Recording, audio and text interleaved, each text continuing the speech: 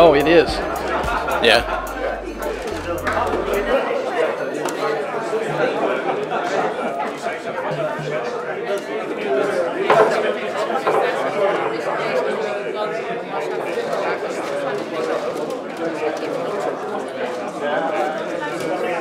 Yeah, there's a piece of tape right over that area. No, I don't think it is.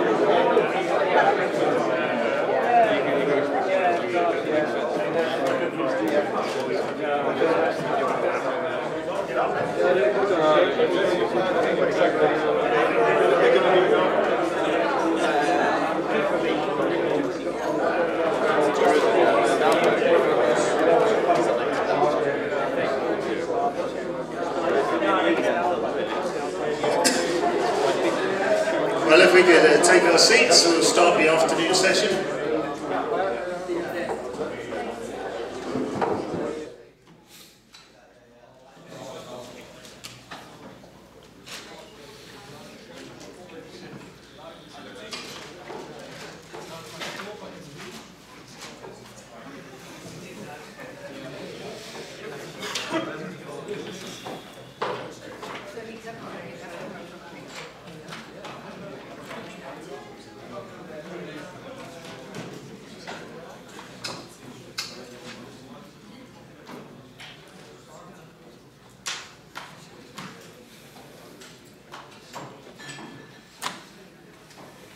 Well, thank you for coming back. That's always a good sign. I hope you enjoyed your lunch. We're going to move on now, and I'm going to introduce the next session. And the first speaker in our next session is Imma Pasma, the Chief Operating Officer of Royal Flora Holland, here in the Netherlands. And he's going to speak to us about the role of the Plastic Pact and their involvement in this, and initiatives underway in the auction market to improve sustainability in packaging and plastics around logistics. So please welcome Imma Pasma. Thank you.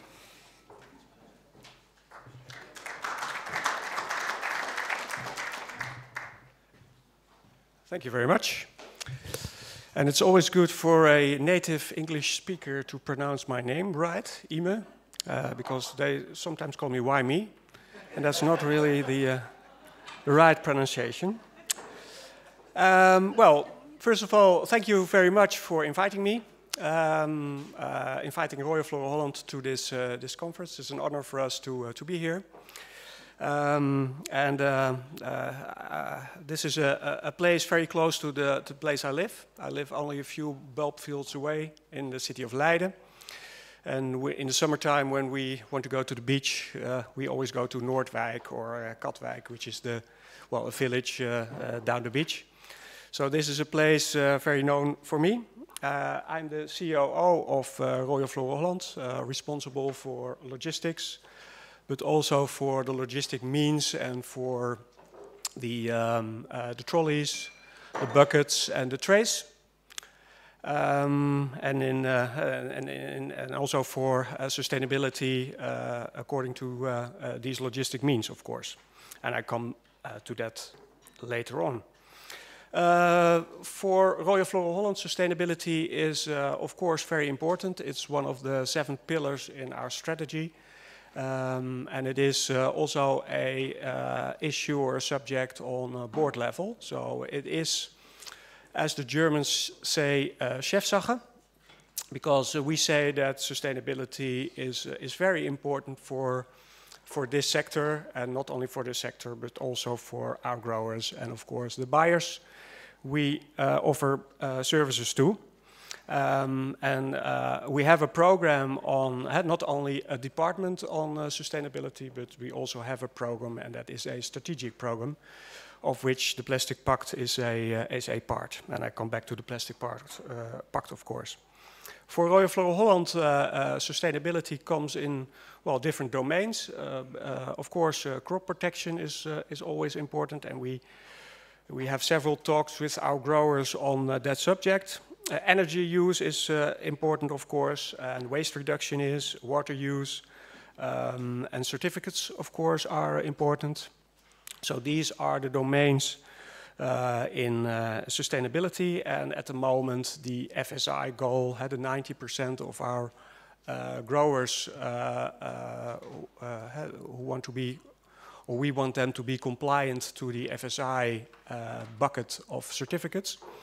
So we say at this moment that we are helping them, and we are pushing them to become compliant to the FSI rules to the bucket, and we have a goal in 2020 together with our customers on that subject.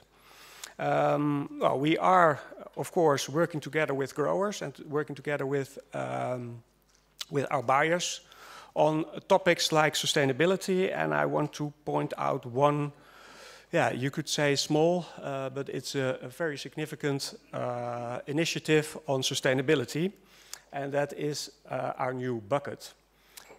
This is the flower bucket 588. This is the successor of the 577, which is the bucket for roses. And we started only a few weeks ago with this new bucket in Lysiantes. And a special thing about this bucket is that this is a CC trolley at the left. And the old ones, you can see there fit 4 of the old buckets. 3 of the old buckets fit on this trolley, and 6 of the new bucket fit on the same trolley. So 50% more use of one plate in a CC trolley. And at the right you see our auction trolley. And at one plate, instead of 9 577 buckets, 10 588 buckets fit on the same plate. And you could say, well, that's 11% more. What's that? But you could say that's instead of 10 trailers, or instead of 11 trailers, it's 10 trailers. And with all the trailers we are servicing at our locations, that's a lot of trailers, we are reducing at the moment. And another part of this pilot is that we offer Lysiantes growers an extra plate on one auction trolley. And in that case, you could add 70% more flowers on the same trolley. Well, you can imagine what this means, not only for cost reduction, that's about 10-15 million euros in the complete chain, but you can also imagine what that does to CO2 reduction in transport. So this is one of the initiatives.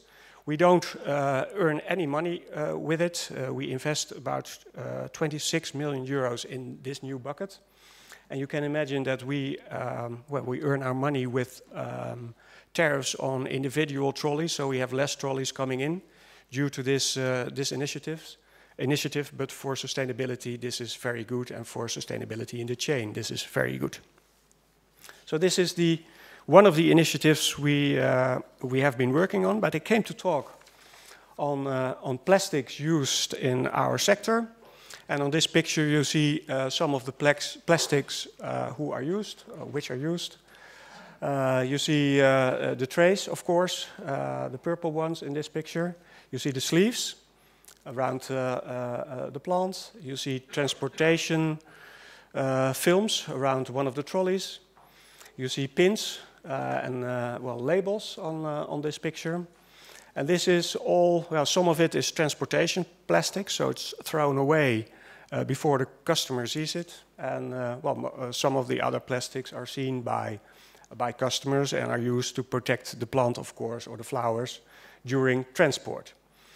And as Royal Floral Holland, we are partly owner. We are owner of most of the transportation buckets for flowers.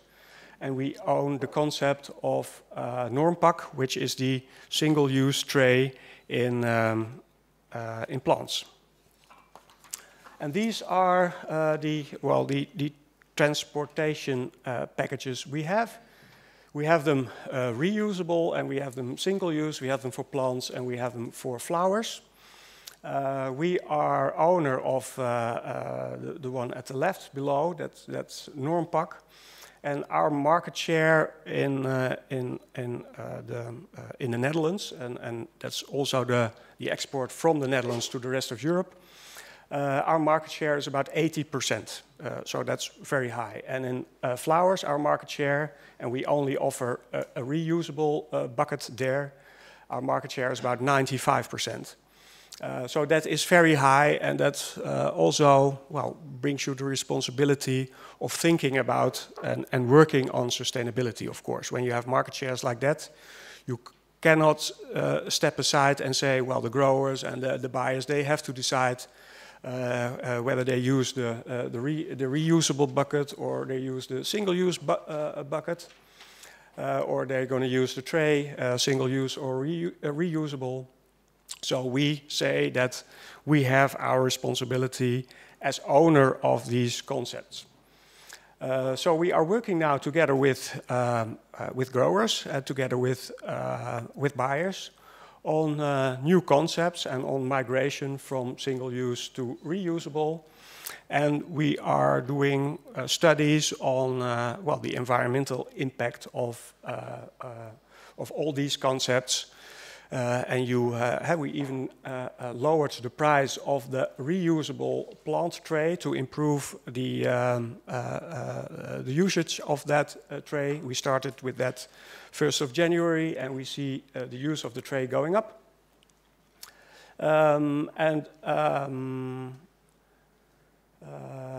Well, these are the buckets we don't use. So these are, and the market shares I mentioned are the market shares of the growers. It's not, you see on longer transportation lines that buyers are using single-use buckets because it's very difficult to get the buckets back to the Netherlands to recycle them or to reuse them again. So you see on the longer lines, you see a lot of use in single-use concepts. And closer to the Netherlands, and that's about 400, 500 kilometers, you see a lot of reusable transportation packaging. And it's also good to mention that our sector is doing very good on reusable.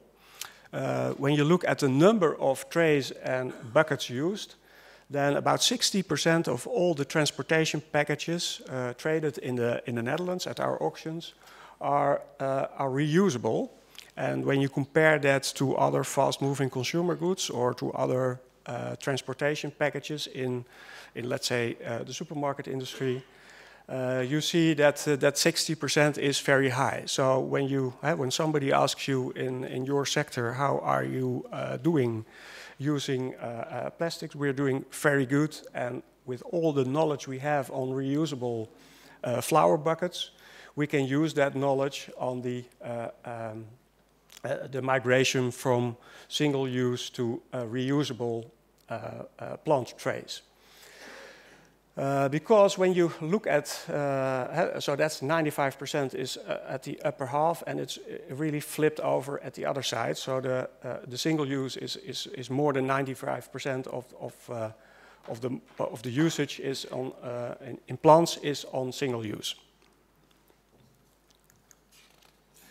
Then the green button. Then we did some studies on the life cycle analysis of a single use compared to a reusable option. So we compared the Norm Pack 306 to the Floratino 746, which is one of the, that you can compare them. And what we saw and what the conclusion of that study was that reusable is, well, has a lower environmental impact compared to single use, and that includes everything. So washing and returning them back with trucks. So that's the total picture of the environmental impact of a tray, single use compared to reusable. So we have these studies available, and this is a picture on the studies we did on these trays. And then on the subject of today, that is, we signed a few months ago the Plastic Pact. Plastic Pact is an initiative of our government, one of the ministries we have in the Netherlands, and the Plastic Pact deals on 4 goals. And those goals are, when you use single-use plastics, please use 100% recyclable plastics. When you produce new goods, you should use 35% recycled material in that new produce of a tray. The other goal in the Plastic Pact is that we use 20% less material. So we have to try to make a migration from single-use plastics to reusable plastics, or reduce the material used in the single-use tray. And then, when the product is used, you have to. Your aim is to have 70% recycled of that tray. So these are the 4 goals in the Plastic Pact. And the other parties who signed these contracts is not only Royal Flora Holland, but also retailers. Almost all supermarkets signed this contract. And we know that one of the main, the leading garden centers in the Netherlands is also signing the Plastic Pact. So the idea of the Plastic Pact is that you all work together, all the 75 parties, producers and retailers, are working together on these goals. And we only signed this pact for the transportation packaging, but others signed it for all plastics used. For example, the leading supermarket in the Netherlands is Albert Heijn, and they signed the contract as well, and we are working together with Albert Heijn on these goals. And when you look at our Normpak tray, so our single-use tray, and you look at these goals, and we signed the contract for those transportation packages, we already have a plastic which is 100% recyclable. So one of the goals is already a tick in the box. We use PS, which is 100% recyclable material. And at new norm trays we produce, or our suppliers produce, that they are already using 90% recycled material. So that goal is already a check in the box. 90% already is recycled. So when somebody asks you in our sector, you use all those plastics, you remember this, that we already use recyclable material, and which is very good recyclable. And we already have in the trays 90% recyclable. We already use 90% recyclable material. We still have to work on two more goals. So 20% less use of plastics and 70% recycling. The recycling percentage at the moment is 50%. So we have to work on that together with our supermarkets. And that's 50% in the Netherlands and Germany. And we don't have the figures of the rest of Europe where the Normpak tray is already used. But the idea on the Plastic Pact is that together with growers, together with our buyers, and together with the retailers they are supplying, we work on the goals of this pact. And these goals are, well, really pretty simple. They are every year somebody of the government comes and comes to check whether you make progress on these goals. So also from a let's say a more communication perspective, you can use these goals and your progress to tell the story on the journey you are going, or we are going, as a sector on reducing single-use plastics. One more thing to mention on these goals is that in Europe, 2 more countries already have a Plastic Pact, which is rather similar to these goals, France and the UK. And the expectation is that also other European countries will come up with a pact.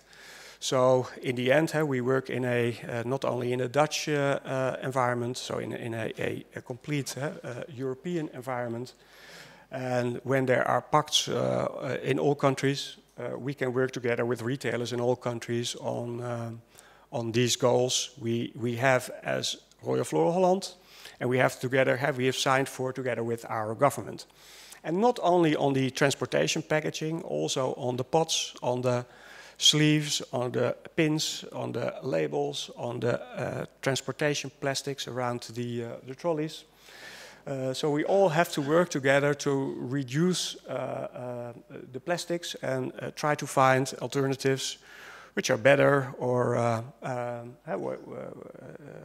plastics, of course, is a very good material, and we have a lot of water involved in our processes. So plastics is, pretty good. We don't use it because because it's really a good material to use in our sector, but we really have to try to find ways to reduce the number of single use and try to get into concepts of reusable and recycling of material, as presented this morning, I heard. So this is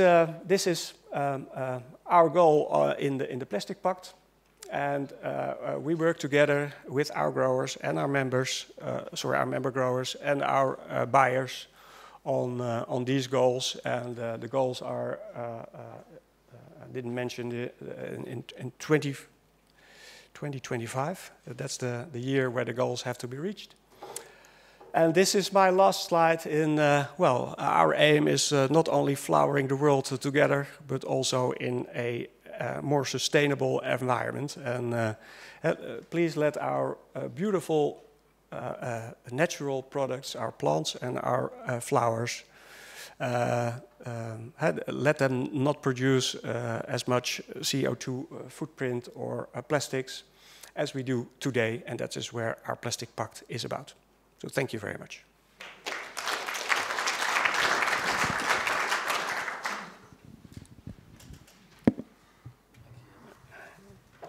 Just hold there a second in case there's any questions. Thank you very much. It's interesting to see the initiatives underway and also the engagement with businesses across the Netherlands as well with in the Plastic Pact, a good initiative tying everyone together. Now, are there any questions for Irma? Yep, we have a question here. Mr. Irma, thank you for the presentation. I have a question. Right now, your auction buckets are 100% mono material, so obviously recyclable. Yeah. And do you also plan to add 35% regrain to the auction buckets in the future to comply with the Plastic Pact? I don't know. Is it working? Yeah, it is. I don't know exactly what the percentage is. We already reuse our buckets. So we are going to replace the 577 buckets to the 588, and we're using the 577 granulates to produce the new bucket. But I don't know the exact percentage, whether it's 35% you use your own buckets to put it back in the system, yes. Yeah. And then, unfortunately, I must make a comment on your presentation because there's an error in it. Is it? Yes. Yeah. You talked about reusable containers, and we at Pacht are all for that. And you placed our Percona's in the single-use packaging, and that's not right. Where in my presentation did I do that? It's in the sheets where you present. That's one of the boxes. Sorry, yeah, that's a single-use buckets and I'm sorry. Yeah. And the Percona should be in the upper corner with your buckets. I'm very sorry. Yes? Yeah. Thank you very much. Yes. Okay, thank you. Question here, Elise.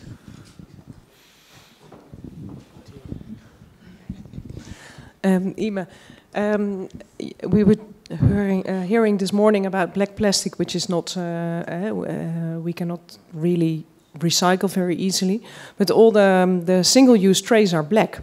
Is there something we could do about that in the non-pack tray norms?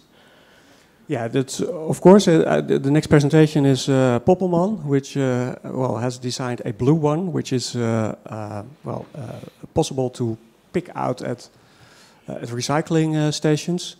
And I know we are working on ways to find out what a perfect way for us could be. And we know the problem of black, of course, that you can't see in automated picking or recycling machines. You can't see black, so that's one of the issues we have to tackle. Yeah. Okay, any more questions?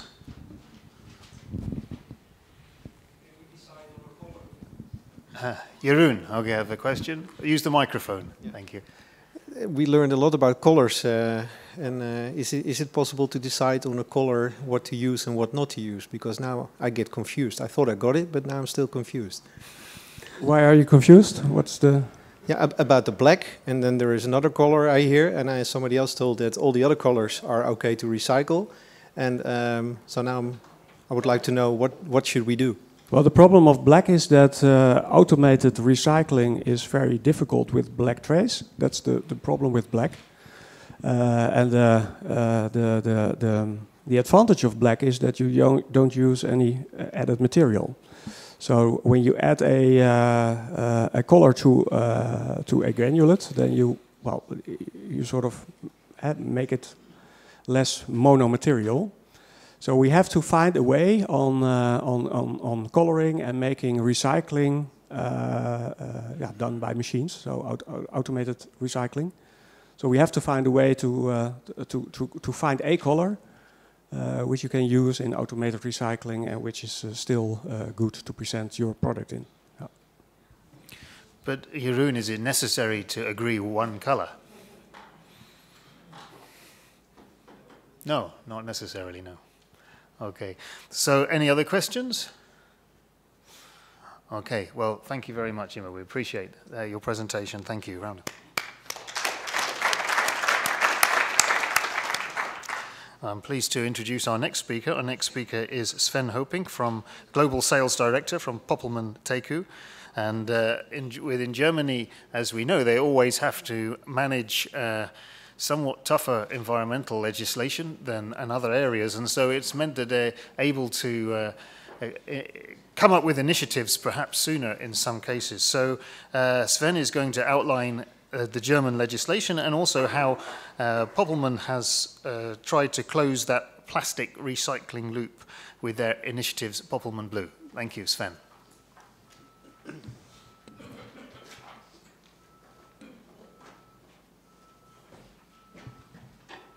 Yes, thank you, Tim. Good afternoon also from my side. Thank you very much for the invitation anyway to present a little bit about our way of closing the loop and trying to answer the big questions about plastic that you all have answered today to a certain extent with some very excellent initiatives, some very excellent solutions. A lot of questions still are there. I may try to answer some more of them. First of all, let me say Moin. Moin is how we in Lohne, that's where our headquarters are, say hello to everybody. It means, as it explained here, ich wünsche dir einen mooien Dag. That is low German accent and means have a nice day.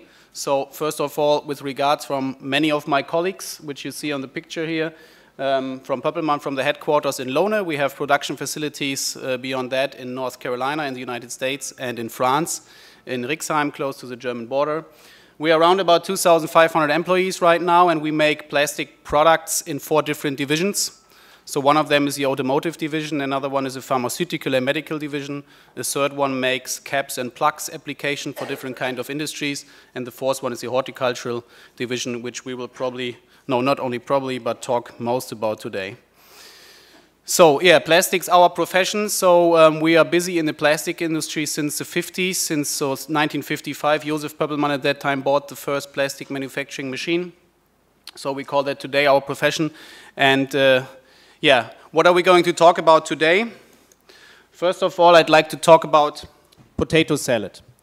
Who of you likes eating potato salad? Just raise your hands. I see Mike over there in the back. He always joins us at the IPM at our booth where we have potato salad and good German sausages. So whenever you're back to IPM, you are heartily invited to join us and have some potato salad and sausages. I just ask you, Tim, because you're sitting here, how does your potato salad come on your table? In a bowl.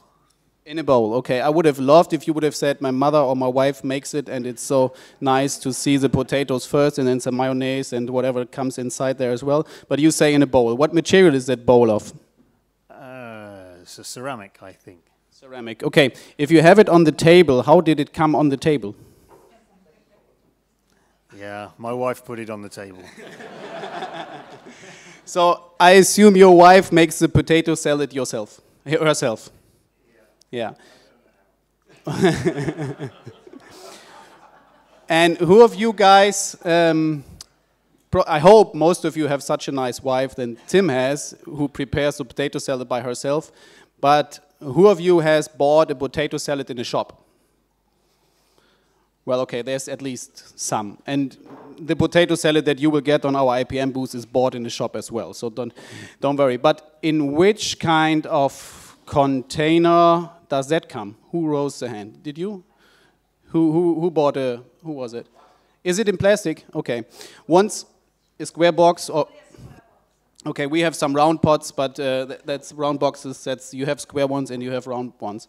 And when you finish that potato salad, what do you do with the box? You wash it? Really? Who else does reuse an empty potato salad box? Well, that's good. For food or for anything else? For food? Okay, that's a good point. Who has put an empty potato salad box into his waste bin? Okay, you have over there, there's a few more, yeah, okay. So, would you consider this empty potato salad box to be waste? But you all put it into the waste bin, right? Okay, I leave that question open and we'll come to that a little bit later. Okay.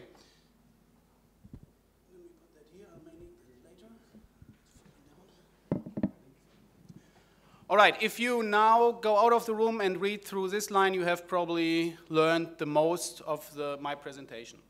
I think what we have learned today and what you all see in the current media is there is a change, a big change on how people think of and how people hopefully also treat plastics.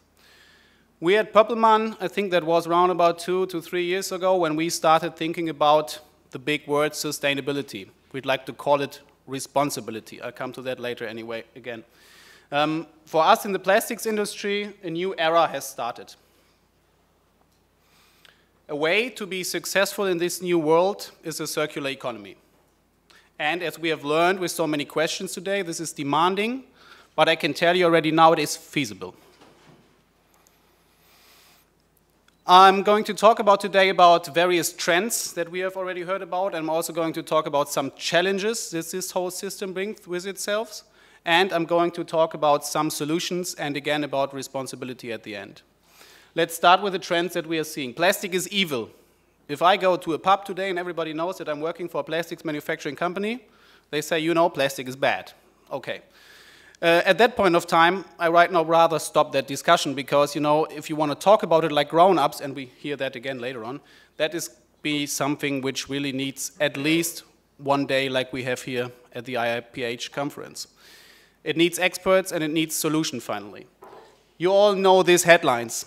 And when I was preparing that presentation, I was thinking of, do I use these headlines or do I use all these bad pictures that are all in your mind? You see these turtles with plastics, you see whatever, fish who starved of plastics, you see all the plastics in the ocean. Just yesterday I read in the news that they found a whale just in the coast of Sicily with 20 kilograms of plastics inside. Of course, this cannot be. And of course, all these plastic headlines that you see here, they are right to a certain degree. Let me give you one little advice. I try to be away from advices today, but let me give you one little advice. If you hear news about plastics and you hear all the politicians, don't believe all what they say. Everybody has an opinion, and finally this topic is so big that everybody has a solution. Well, so we'll come to some grown-up solutions later on about that. I've made so many notes during the whole presentation that I'm a little bit confused what to tell and what not to tell. But anyway, there's 4 options how you can finally, what you will hear if you come back to this situation in a pub, and you may have 4, let's say, directions of how people may think. They say, ban plastics completely. Well, try to live without plastics. Is that an option right now? Probably a little bit difficult. You can say, well, you know, I don't care. Probably another option which is not so good when you look at all the pictures that you're all having in your mind when I mentioned the whale and the fish and so on. The third one is you can tell stories.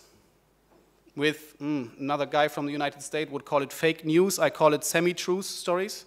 So you can tell stories about things which you have not really thought through till the final end.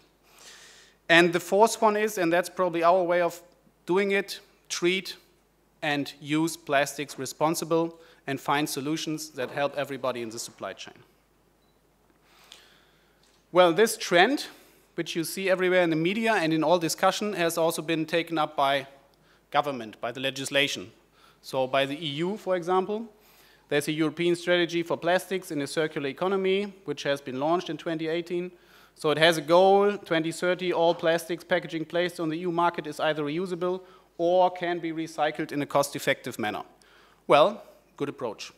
As we have heard before today, some countries have already had plastic pacts, and Germany, they even launched the new Verpackungsgesetz, so the packaging law, which was launched in 2017 and which is in effect by 1st of January 2019.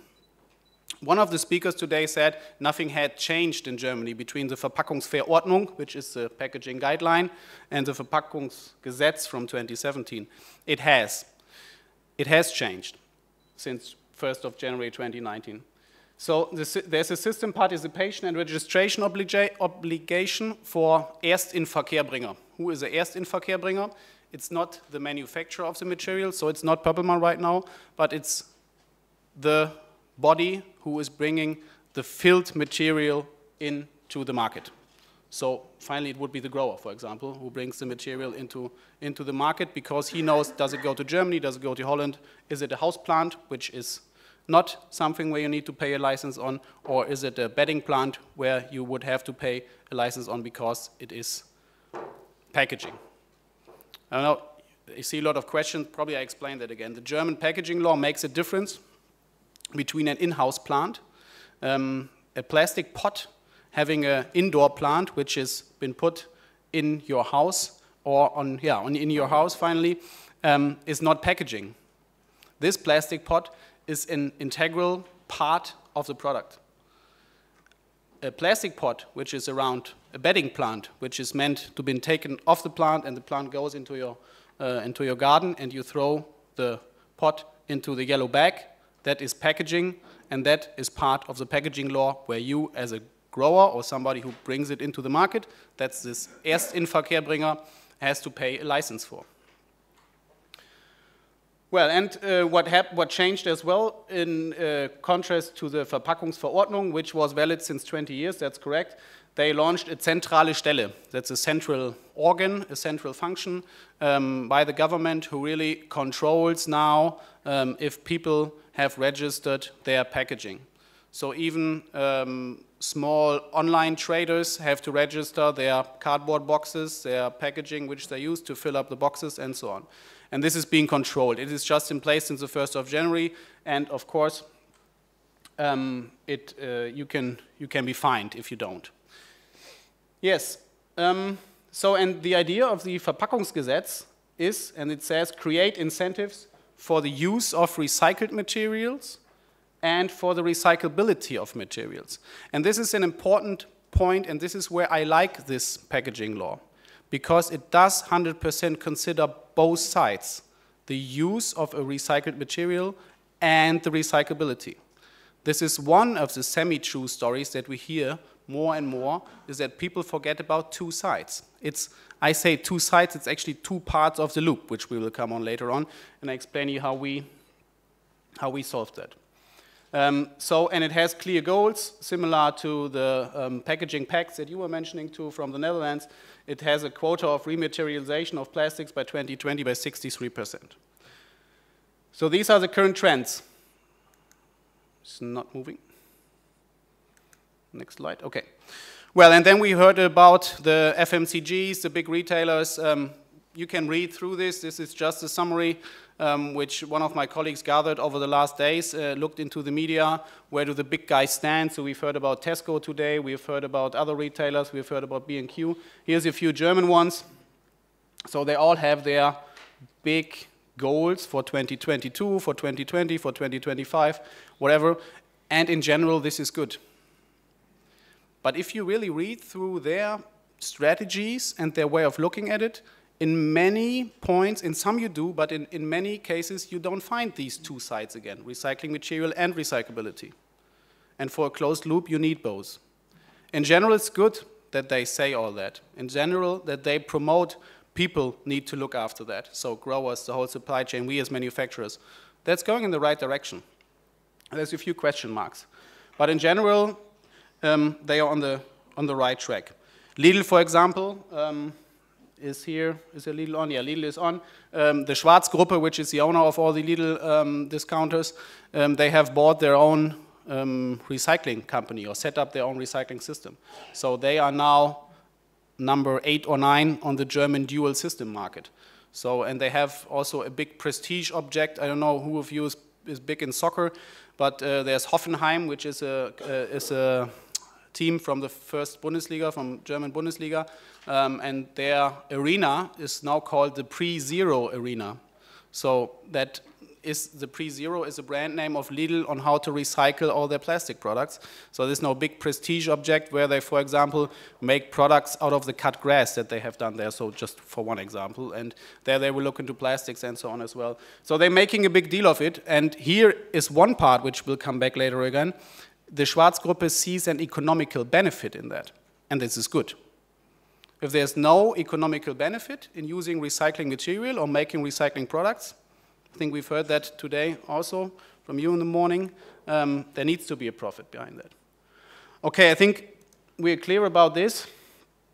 Somehow, I'm not good in clicking next. Okay, this is the recycling system in Germany. Everybody would say, yes, you in Germany, you have a great recycling system, but this still has some challenges. Let me point something out here. I cannot point with that, but if you look at this area here, this says Kunststoffabfälle. Unfortunately, it's only in German, and I was not keen to translate it too much, but the major statements will be clear anyway. We are collecting 6.15 million tons of plastics. And we are used to that since 20, 25 years. I think almost 30 years we have this yellow bag system already. So we are all used, and my children don't know anything else than just putting plastics in a yellow bag. So that's a good part of it. But if you look at the very end of this slide, on the right side, you see recycled material from post-consumer production and from production waste, from post-consumer waste. That's only 1.76 million ton. And this is virgin material being used for new products. And this is what needs to go up. And the other part which needs to go down is if you look at everything that's brown. That's marked brown here, that's everything that's burned. Okay, burning plastic, I can make a full presentation about how good it is to burn plastics here and there to create energy and stuff like that compared to other sources of energy. But anyway, that needs to go down as well. So the whole system is set up in a way it is working in Germany, but it still has its challenges.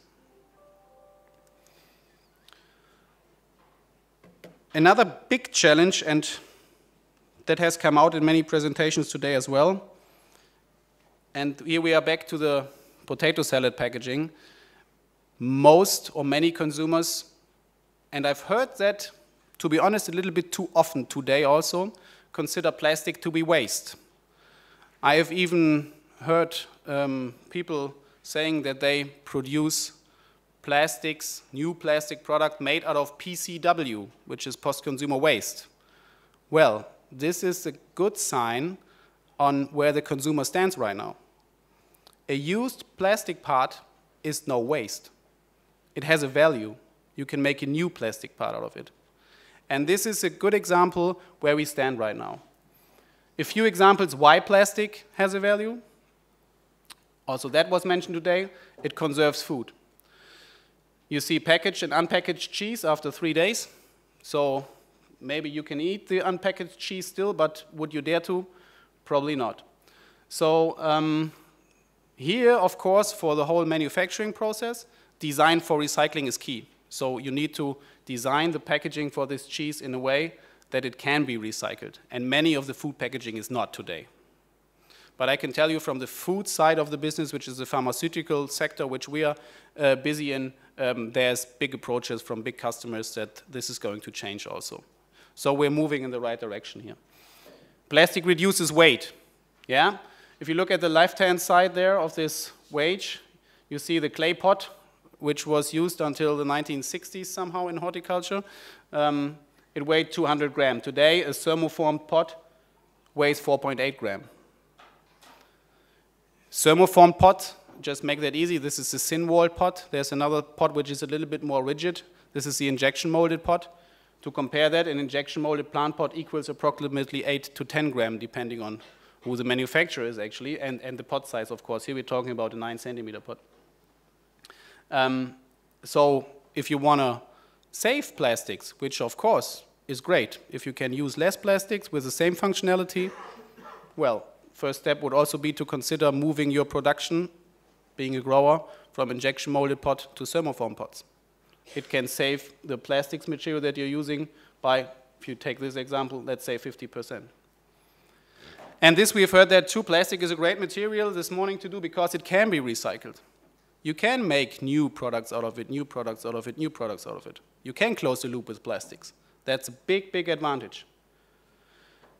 We talk about PIR versus PCR material. Post-industrial recycling material and post-consumer recycling material. Post-industrial recycling material is something that we at TICU at least do since more than 40 years. This is like, for example, a company produces yogurt cups and it has some waste, so we take these yogurt cups from the company and make flower pots out of it because you can't make another yogurt cup out of it because you need virgin material for food packaging. This is easy because it's very clean material.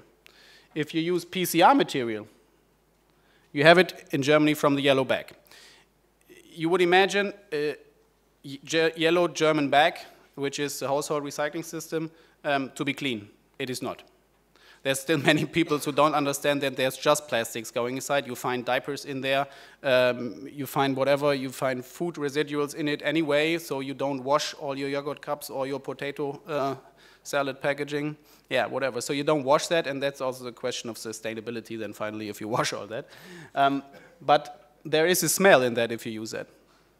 So you have to have way more steps to process that material.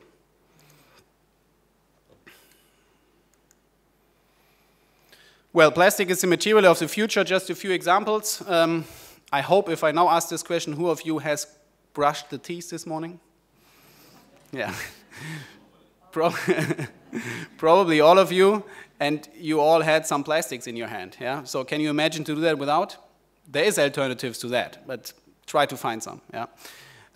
Just as an example, look into your car. We've had this example today already that 15% of a car weight is plastics. I think it's even more, but that's not the key. So think about a car which doesn't use plastic. It will use metal. It will be way, way heavier, and of course it will use more resources. So, well, just a few examples, and I think I don't have to go through all that. Just to give you an idea again about the Pöppelmann situation, in that you see the capstone part in the 50s, where we make, for example, the first product was a cap for grip cork. We made a hairdryer holder in the beginning. Today this division is called K-Tech, and we are delivering to all big car manufacturers technical plastics. Then the first TICU plant pot in the 60s. Yeah, and then we had Pöppelmann Pharmax, the pharmaceutical division. And you see, for the first time, we see that as a milestone in our history. That's the Pöppelmann Blue. How do we approach plastic and the use of plastic in general? I can't click here anymore. So, general, that's where our solution starts. We reduce the use of fossil resources through different plastic solution concepts. Of course, before that, and you might not, or you might wonder a little bit why I say that. If you can avoid plastics, avoid plastics. Point. So all of you who have eaten this little yogurt which they had for breakfast, or this little with these Smarties on top, did you do in this little glass? We talk a lot about eating, right? They had a spoon inside. The spoon was plastics. Why? You know, you can have a metal spoon and use it 1,000 times. Wash it in the dishwasher. And it doesn't save a lot of, but they had these little plastic spoons. Why? And it's combined with food, so you wouldn't make it out of recycled material. So, well, if that comes out of the yellow bin, I don't know if you would have known that, if you would have eaten that. So that's another question about that. So avoid plastic where necessary, where possible. Reduce the use of plastic. We talked about thermoforming and injection molding, for example. We do injection molded pots as well, and there's functionality of injection molding which is needed in certain cases, so you can't always change to thermoformed products. So it's a question of functionality. Reuse.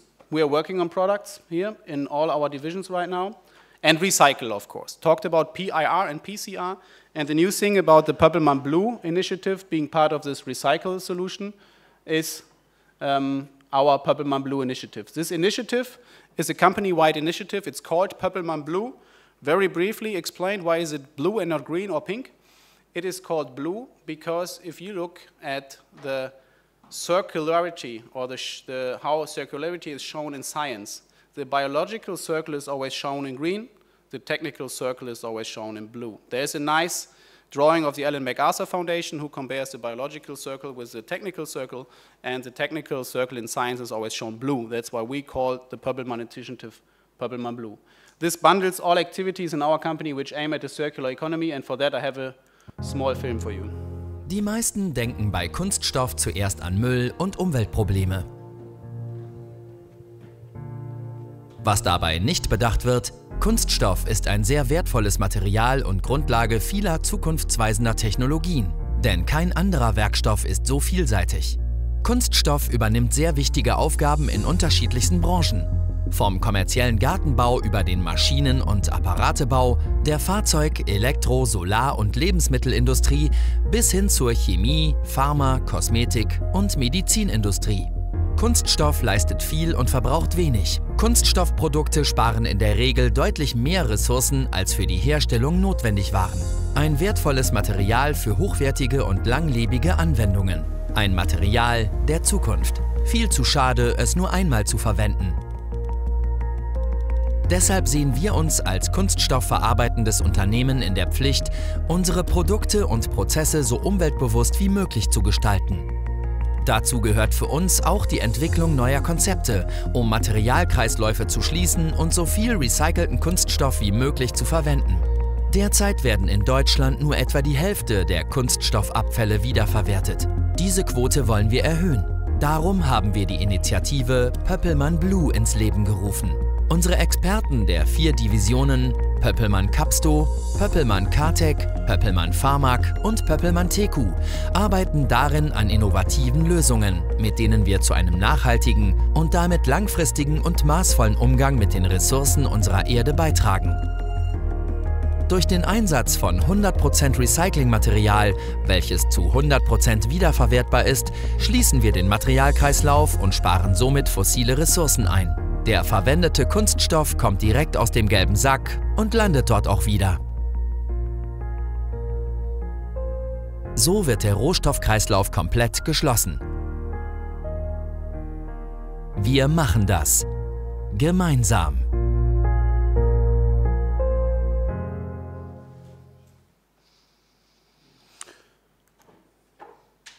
Well, yes. To explain that probably in my own words once again, you see this circle going on. You see that the plant pot is from the yellow bin, where you have put out the plant, it's going in the yellow bin. The material from the yellow bin goes into a sorting process. It needs to be detected. One part, recyclability. It needs to be detected. We can talk about the color thing. If somebody keeps that question for the final end, I love to answer that. Recyclability, you need to make sure that this pot is recyclable. That means it has to be detected from NIR. Most of the systems use NIR detectors. Has to be detected from these sensors.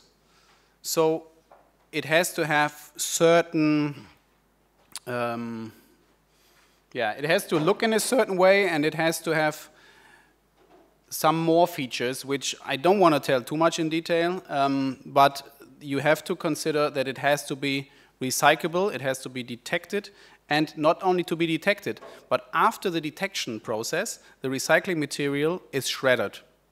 And if it has too much weight, the single pieces of the recycled material, it will not be recognized as the material, or it cannot be separated from the other material. Polystyrene, for example, has a different density than polypropylene. And if you shred it, you want to make sure that you have a clean polypropylene stream. So it is shredded and washed. And in this washing process, it is separated by the specific density of the material. So if you add, and there we come to another feature, too much filling material, for example, for the production of your process, it will not be recognized as polypropylene. So you better make sure that the specific density and the weight of the material that you are using does match the specific density of, for example, polypropylene, polystyrene, or polyethylene, whatever you are using. and not harm the recycling process by adding filling material which you don't want in the recycling process because it will not be recyclable at that moment. So this is another technical advice. We have been working on that for 18 to 24 months to get that sorted.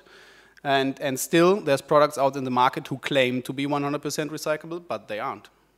Because in the washing process, they will fall up or down depending on the specific density. Well, this material is granulated. This step looks so easy. I mean, this step, from here to there. And I explained that the material from the yellow bag is not always as clean as you expected from an industrial waste system, for example. So it needs separate steps in between.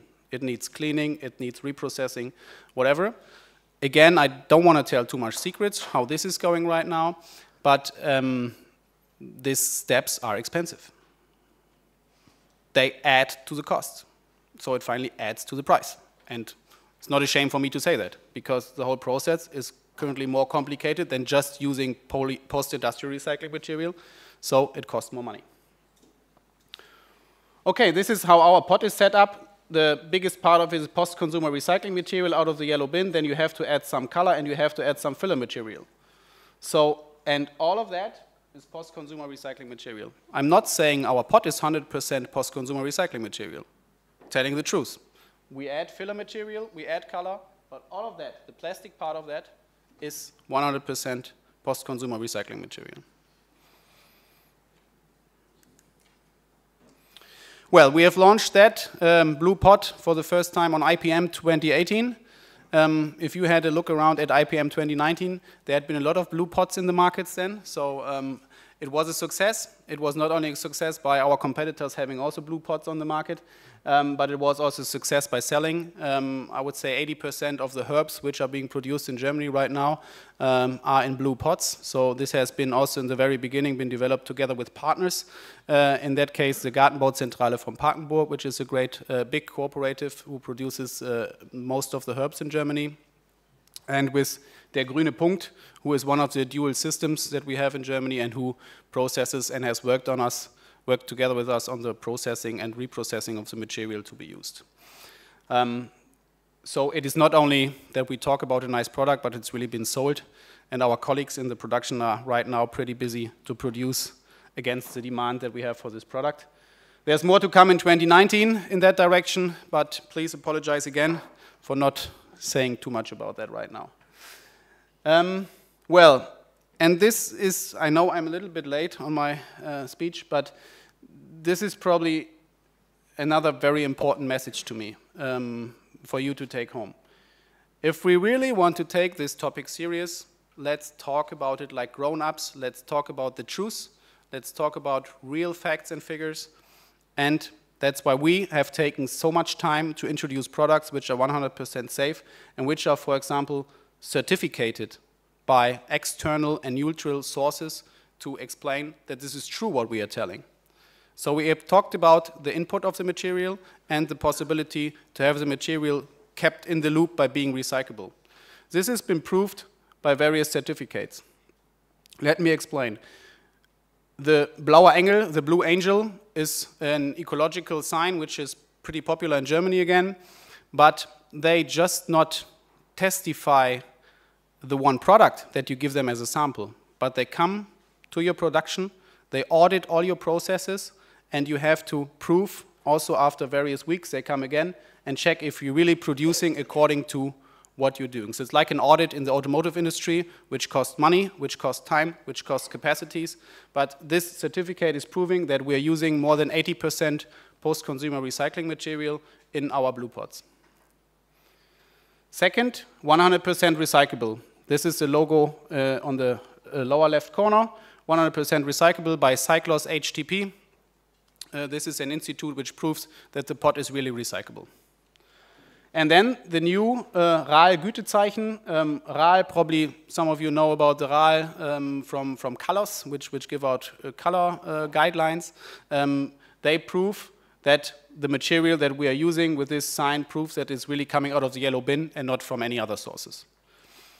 We have been awarded from the Plastics Association in Germany, and communication yeah, you see all this information on the websites. You see it also on other sources where we are pilot projects for the Grüne Punkt, for example, for the Plastics Association with this whole project. Just briefly back to semi-truths. Really look at the products that you're seeing. Is the material recycling material? Is it really recyclable? And the material which is used might be post-consumer. But let me give you an example. Try to check if it's downcycled. What does that mean? For us, it would be easy to make post-consumer recycling material out of, for example, bottle flakes. What are bottle flakes? Bottle flakes are flakes made of polyethylene, for example, in most of the cases, bottles, which are in Germany being collected through a deposit system. We can get this bottle flake and make a plant pot out of that.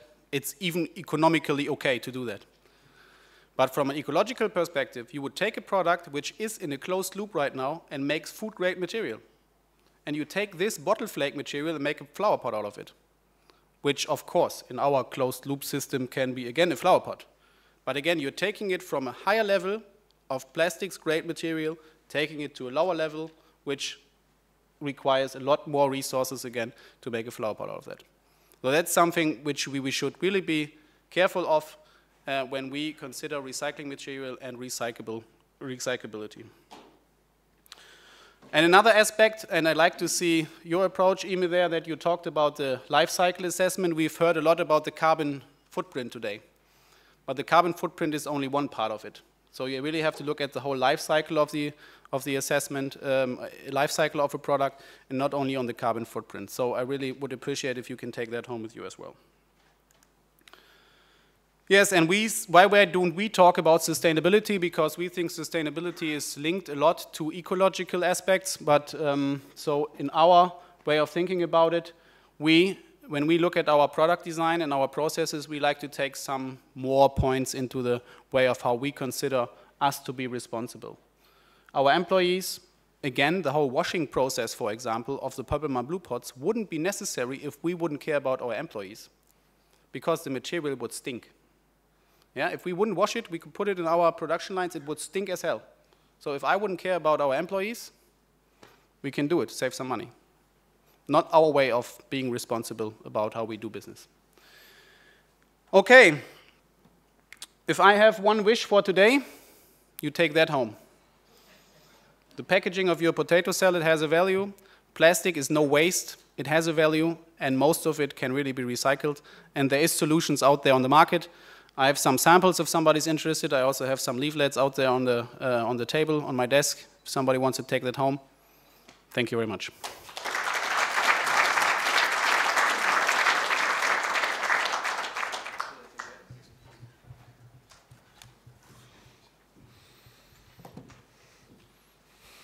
Thank you, Sven. Thank you, and I hope my wife was not watching the live feed. I'm pretty sure she wasn't, so it's okay. Thank you very much, and it's good to see a specific initiative developed within Germany. Any questions for Sven? Yeah, down the front here.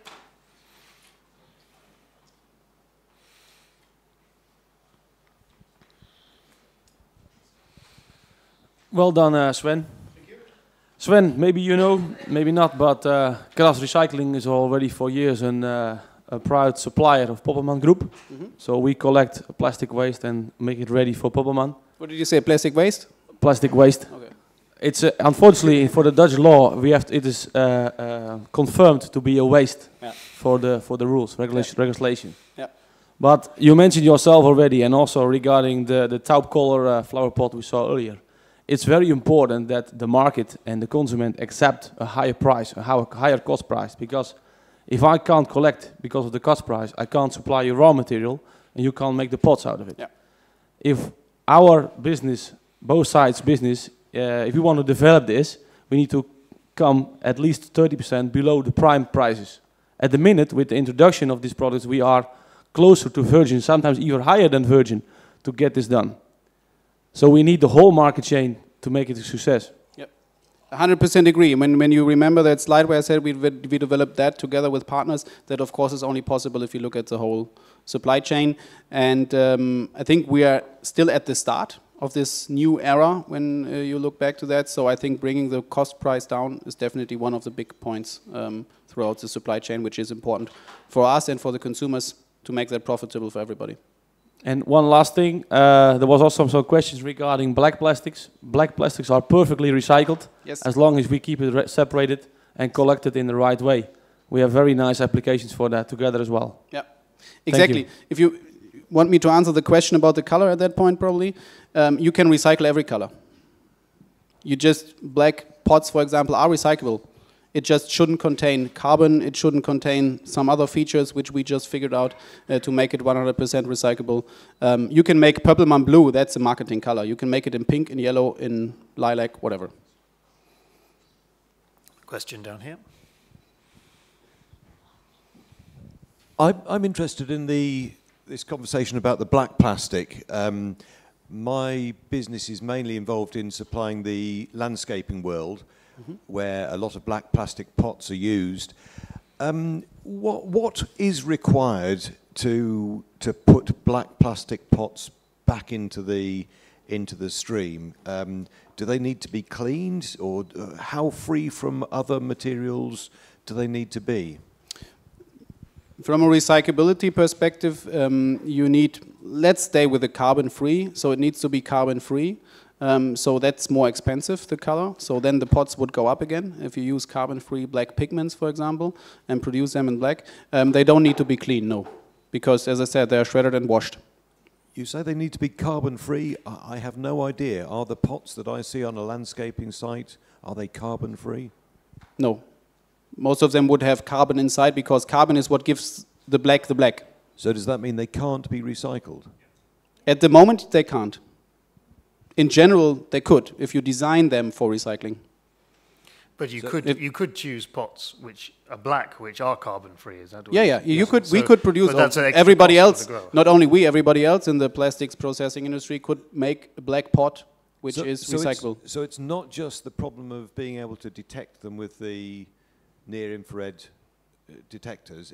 That is the problem. But if it would be carbon free, it would be able to detect. But let's say that they're not carbon free. Why can't you just inject them into the recycling process? Why do they have to go through the detectors? Because, as far as I know, most of the recycling systems are set up with sensors, which are then black is not reflecting. Black is sucking the light. That's maybe just to clear it. If you go back in your screen to the life cycle of the PCW stream. Most plastics from households are collected mixed together, mixed fractions, different kind of plastics. They use the NER to separate them into monoqualities. Yeah.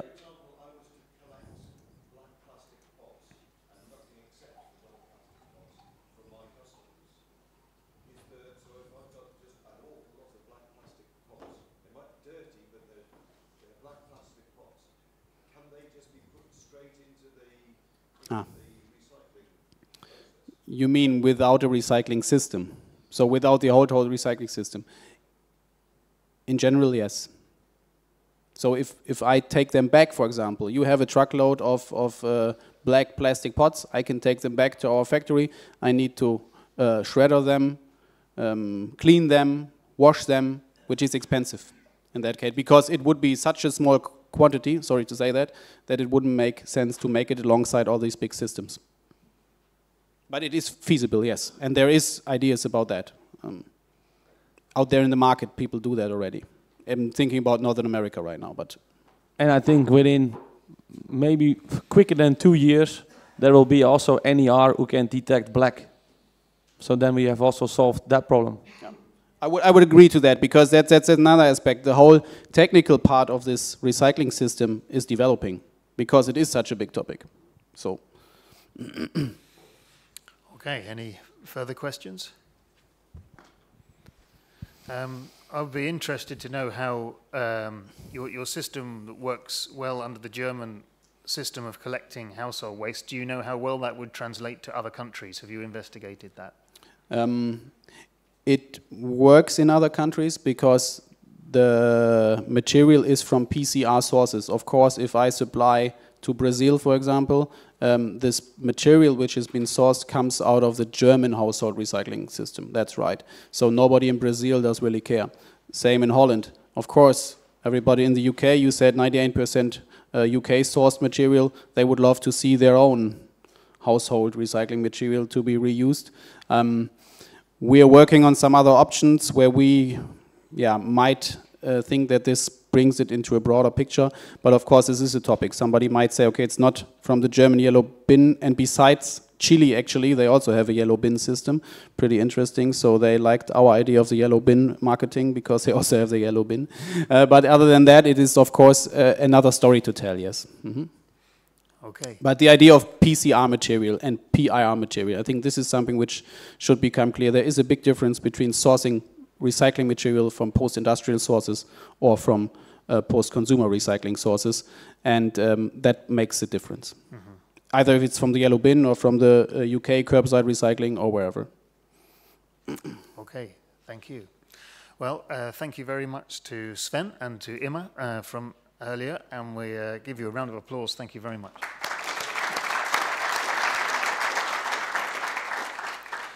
We're going to take a break now for tea and coffee, which is served out in the usual place there.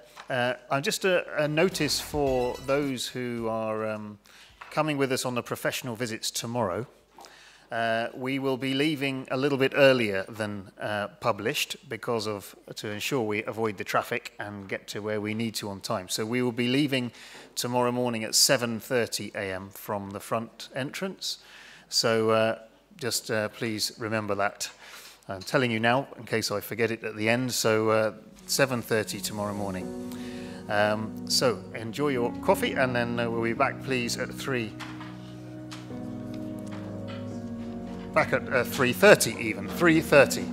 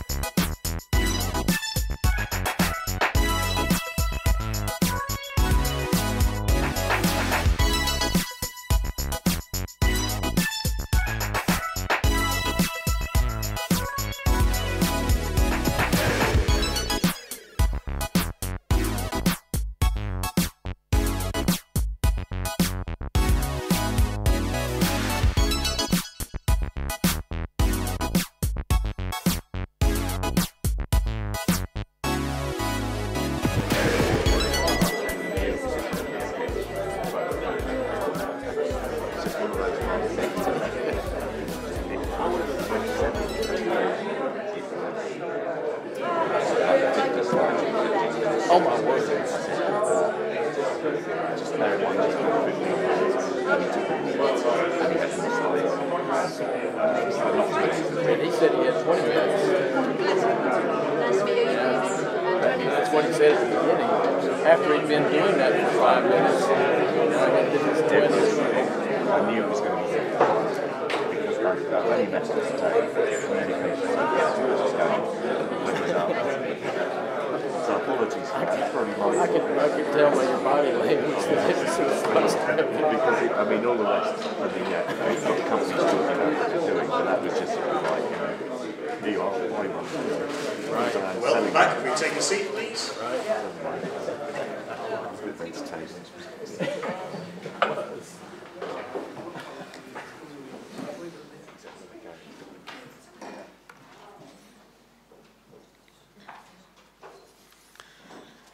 Well, welcome back.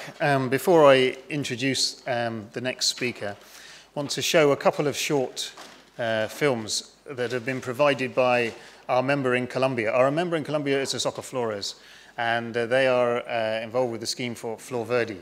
And they have a couple of films related to sustainability, not specifically on plastics, but on more broadly on sustainability. And they are just short, but they are not able to be here, but they have prepared these, the one with English, and they prepared the other one with English subtitles specifically for you to see today. So I'm just going to show those briefly now. Thank you. Cada vez los consumidores son más conscientes de los productos que compran y por ello su decisión de compra está basada en si estos respetan a los trabajadores, las comunidades y el medio ambiente. Flor Verde Sustainable Flowers es un estándar social y ambiental independiente para el sector floricultor que certifica que estos productos sean responsablemente producidos. Esto significa que el esquema de certificación garantiza que los productos certificados respetan y protegen los derechos de los trabajadores, implementan mejores prácticas ambientales y cumplen con la legislación nacional e internacional. Sin embargo, Flor Verde Sustainable Flowers va más allá. Su sistema de gestión social y ambiental permite a los productores contar con una mejor documentación de sus procesos, monitorear constantemente sus costos y ahorros, mejorar sus procesos para ser más competitivos y eficientes. Además, esta herramienta le permite generar reportes en tiempo real, comparar su desempeño frente a otros productores, identificar puntos de mejora y mejorar el desempeño general de su empresa. Adicionalmente, los productores pueden certificar sus productos con otros estándares reconocidos mutuamente como Global Gap y Rainforest Alliance, y lo mejor, con una sola auditoría para reducir costos y tiempo.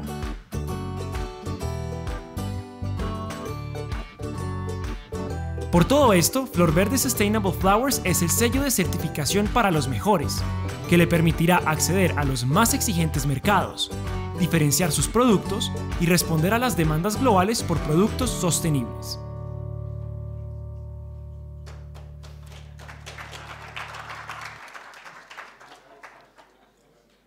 El quinto indicador económico en el sistema de indicadores socioambientales de la floricultura que te ayudará en la gestión y desarrollo de tu empresa es el costo de la captación de agua lluvia. Con este indicador podrás comparar los costos mensuales de captación de agua lluvia con los de otras fuentes hídricas de tu empresa. En este indicador se tiene en cuenta el costo de la infraestructura que corresponde al costo del mantenimiento de las bajantes y canales de agua lluvia instaladas en tu finca, el costo de bombeo del agua lluvia, que corresponde al costo de energía para el bombeo del agua más el costo del mantenimiento y los repuestos de la bomba, y finalmente el volumen total captado de agua lluvia expresado en metros cúbicos. ¿Cómo calculamos esto? El costo de captación de agua lluvia es igual a el costo de infraestructura más la sumatoria del costo de energía de bombeo de agua lluvia y el costo de mantenimiento y repuestos. Este resultado lo divides en el volumen total de captación de agua lluvia. Este indicador se complementa con los indicadores de costo de la captación de agua superficial y costo de la captación de agua subterránea. Tendrás certeza sobre los costos en los que incurre tu empresa por la captación del agua desde sus distintas fuentes. Te invitamos a calcular el costo de la captación de agua lluvia de tu empresa ingresando a www.rutadelasostenibilidad.org. There we go. So there was a break from English anyway for a while, and there was one about the specific initiatives on water management as well from Colombia. I know that they had hoped to be able to be here, but couldn't in the end. So now I'm going to introduce our next speaker. The next speaker is Dr. Charlie Hall, Professor and Ellison Chair International Floriculture at Texas A&M University in the USA. AIPH members had an opportunity to hear him yesterday as well, as he was talking about Green City initiatives in the US. And today we're pleased he's going to speak to us about creating a sustainable supply chain in North America. Thank you.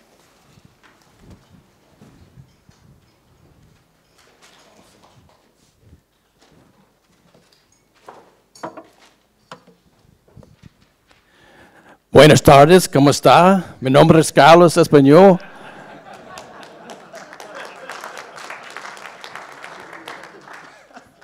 All right, I'll switch back to English now. All right, so it's a little different topic today. We're going to talk about, of course, the sustainability aspects of the North American floriculture supply chain. And as, well, I don't know about you, but I've taken 2 pages worth of notes already today, and I know not to say plastic waste. I'm now going to use the term plastics with residual value. Is that good, Savannah? All right, good. Yeah, awesome. And so I too have the proverbial introductory graph showing, of course, the exhaustive and expansive use of plastics, and that's both good and bad. Whenever I ask students, is this a good thing or is that a bad thing? And I say, yes. All right, it is a conundrum.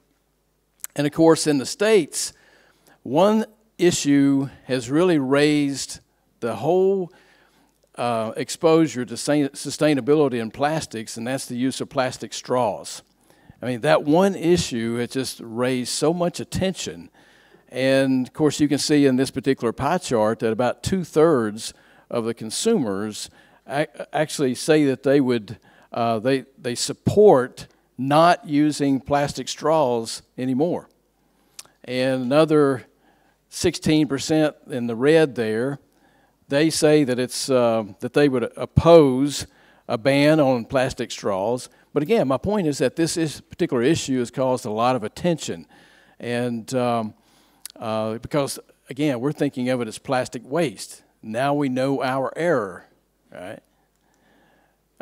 Now, in the States, there's also a green business survey that's conducted every single year.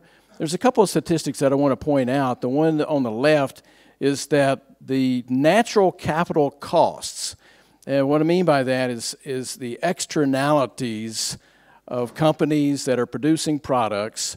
The cost, the externalities to the environment total about $4.1 trillion. Now, just to clarify, because we use billions and millions and trillions interchangeably, and we know it's a big number. I want to tell you how big a trillion is. If you were to count, let's just say if you were to count to 1 billion, how long would it take you? 32 years. 32 years. You don't believe me? Go ahead and try it. To count to 1 trillion, assuming you could count one number every second, it would take you 36,000 years.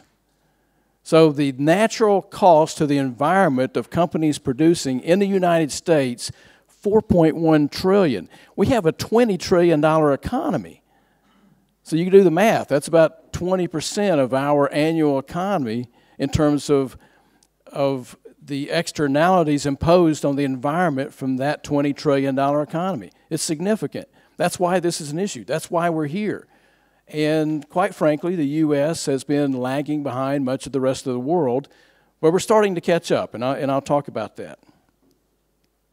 Now, there's a very clear path to sustainability. Again, I know it's the afternoon, and I got to pull out all the stops so to keep you awake and laughing. So this is kind of a roadmap to sustainability. There's a lot of different pathways that you can take to get there, because the single question that's been common from all the speakers this morning and this afternoon is how, right? We know what to do. We have an inkling of why we're doing it, but how we get there, that's where you see the many paths that we take. And of course, in the States, if you look at floral consumption, this is the flowers, seeds, and potted plants, and it's been an upward curve, with the exception of the Great Recession that you see the dip there. And yet, since the recession, we've seen a resurgence of floral consumption. That's both good, but it also means that we're using a lot more plastics as well. All right. Now, this is a supply chain diagram, and I don't put this in here that you actually be able to read it. It's just simply to show the complexity of the supply chain. And it starts down to bottom with manufacturers and distributors, and then the circle there in the middle, the yellow circle, is growers, and then the growers are selling product either through the retail channels or through the landscape service sector. And then you have the consumer there at the top. So it's a very complex value chain, industry-wide value chain. We're in the mature stage of our industry life cycle, which means that the competitive advantages that companies employed to get through the Great Recession are not the same competitive advantages that's going to make them successful in the future. So they have to do other things. Well, we're going to talk about what those other things are, because in the States, traditionally, you look at all the business case studies for the last 50 years, and up until a decade ago, folks always deemed sustainability to be a cost. As we were talking about yesterday and this morning, it's an investment. And in fact, it's a route to cost savings within the business, not necessarily an imposition on cost or an added cost. It can be an added cost, but the net returns in the long run are vastly outweigh those particular costs. All right? So we're going to go through this supply chain. We're going to start with manufacturers and distributors. And what have they done in terms of being more sustainable? Well, much of that has been done has been in product development. And you look at the basic strategies, product development, we're very prolific at coming up with new products. And even for flowers using floral foam, Smithers Oasis now has a biodegradable foam, and so being more sustainable is incumbent, because at some point, folks are going to quit throwing away floral foam after they use cut flowers, and sooner or later, a way is going to fill up. And so that's the demand underlying those particular products. And of course, there's some other examples. Wait a minute. All right, there's the floral foam. I forgot about this slide that I threw in here at the last second. This is a furniture manufacturer. This is Ethan Allen, a furniture manufacturer. All right, and this is, you can't read this, but I'll read it. At Ethan Allen, we believe that sustainable and ethical practices aren't exceptional. They're just good business. We started working toward a greater good before green was all the rage, and our efforts have helped us become leaders in environmentally responsible manufacturing. A furniture manufacturer. And I show this during my presentations at various green industry audiences, and I say, wait a minute, we're supposed to be the green industry, and yet other industries are showing us up. All right, so, but our industries are catching up, as I said, and I showed you the example, and I told you about that Smithers Oasis biodegradable foam. We're now using wood chips instead of petroleum-based fuels to heat our greenhouses. You see examples down here. We're even making pots out of cow manure, of all things. It's not very popular, but we are using different types of products. I'll come back to that here in a little bit. So the manufacturing sector is doing what it can, even to get away from agrochemicals, using bio-based pesticides in order to control insects and diseases. All right, now let's talk about growers. Growers, too, have been very proactive. Again, this is a website of one of our growers in the Midwest. It's a sizable operation, one of the leaders in our industry. But you can see that they, too, are doing what they can to talk about sustainable planting and what deems a sustainable landscape. And how does that translate into consumer purchases?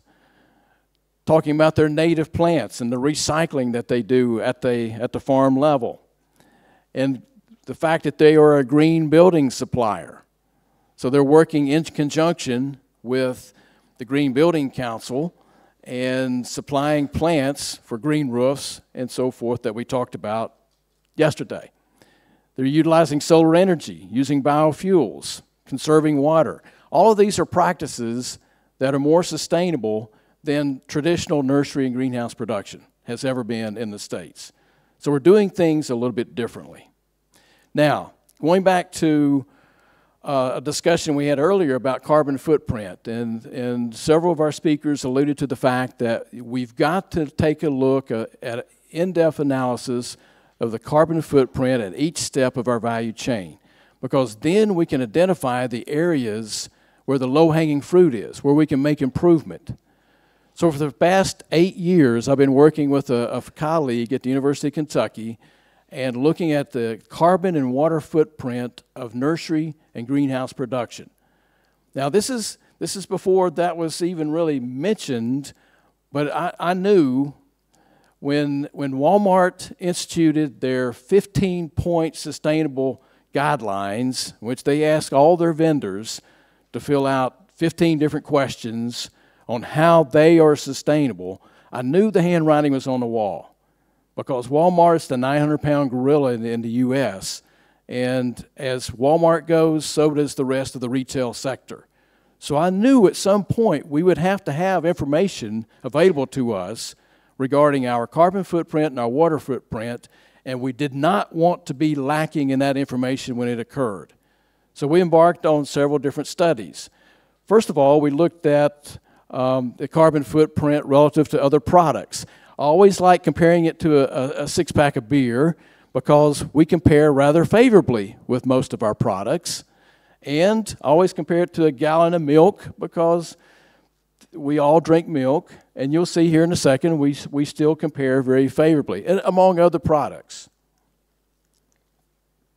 All right, so to do this carbon footprinting, you have to do a life cycle analysis. And I know that most of you are really aware of what a life cycle analysis is. But basically imagine every single activity in the nursery or greenhouse from propagation all the way to shipping it out the gate. That every single activity is monitored. And every material that's used, I'm talking every single material is used, and we map the life cycle of that material and where it originated and determine its carbon footprint. So if we use a fertilizer, we have databases of the carbon footprint for fertilizers. We look at every chemical that's used, all the equipment that's used in terms of the fuel usage. And then we use we calculate the energy inputs that are needed to run the equipment. And then labor. And of course, labor is typically about 35 to 40% of total cost. The interesting thing is that there is a strong correlation between cost and carbon footprint. And so what's really unique is that there have been other carbon footprint studies that have been conducted, but this is the first time that we've incorporated economics into that research. So this is the first research of its kind. So we looked at different species of plants. We looked at a red maple, for example. A red bud right here in the field production of red maple. The interesting thing about field production, there's no containers. So when you map all the activities and you generate this life cycle analysis and you see the carbon footprint for every single activity, most of the activity is here at harvest and really loading and unloading those trees once they're harvested. Because you have these large digging machines, and so they're out there hours upon hours and they're digging. And then you've got skid steers moving these trees and loading them on the truck and so forth. So there's a lot of fossil fuels used in those activities. Therefore, they represent most of the carbon footprint. It's on the back end of the production cycle. Right? Now contrast that to a 25-gallon tree that's grown in a pot-and-pot production system. Now, pot-and-pot is where you have what's called a moat pot that's in the ground. You put a container in the ground, and then you put the tree that's containerized inside the container in the ground. So it keeps the tree from falling over. It provides a buffering of temperatures for the roots. And so it's a very nice production system, because then you can pull the tree out of the ground because it's in the other pot, and you don't have to dig it, you don't have to burlap it, you don't have to use a lot of those fossil fuels. However, now you've got 2 containers made of plastic in this system. All right, so when you take a look at that particular system, obviously the insert container is a big part of the carbon footprint, as well as the substrate. All right, then if we look at even smaller size, let's go down to a 3-gallon container. Right, this is basically a medium-sized shrub. Right, so we talked about field trees, container trees. We're going smaller to a 3-gallon shrub. In this case, again, the container is a big part of the carbon footprint, along with the liner and also fertilization. We go even smaller to young plant production, plugs. And we see the tray, which is the purple area right here, again, a big part of that carbon footprint. All right, and along with the electricity and heating of the greenhouses for growing those young plants. Now, you put it all together, and with all the different types of materials that we studied, and you can see that the carbon footprint varies, and we're measuring that, of course, in carbon CO2 equivalents, and then we're comparing that against the CO2 that is sequestered during the life of those particular products, right? And we're measuring the cost, right? So if you consider all the carbon that's sequestered, a red maple tree right here sequesters 650 kilograms of CO2 equivalents during its life when it's planted in the landscape. All right, so we assumed not just it went to the farm gate, we went out to a 60-year time period when that tree is still alive in the landscape, and measured the carbon that is sequestered during the useful life of that tree, the useful life of the shrubs, and so forth. And so then we can compare all the carbon that's sequestered during its life with all the carbon that was all the CO2 equivalents that were generated in producing those trees, shrubs, and flowers, and we can see if we have a net positive or a net negative carbon footprint. And so as you look down here, obviously you look at numbers like this, and that's a lot bigger than the 12.5 kilograms of CO2 equivalent that we produced while producing the tree. All right, so we're a net positive there. All right, if you go down to deciduous shrub 11 and 9, we got deciduous shrubs right here. We're well above, so we're still a net positive, right? It's only when you get into begonias and annual plants, when you had a substantial carbon footprint in producing it versus the lifespan in the landscape, that would come out to a negative carbon footprint.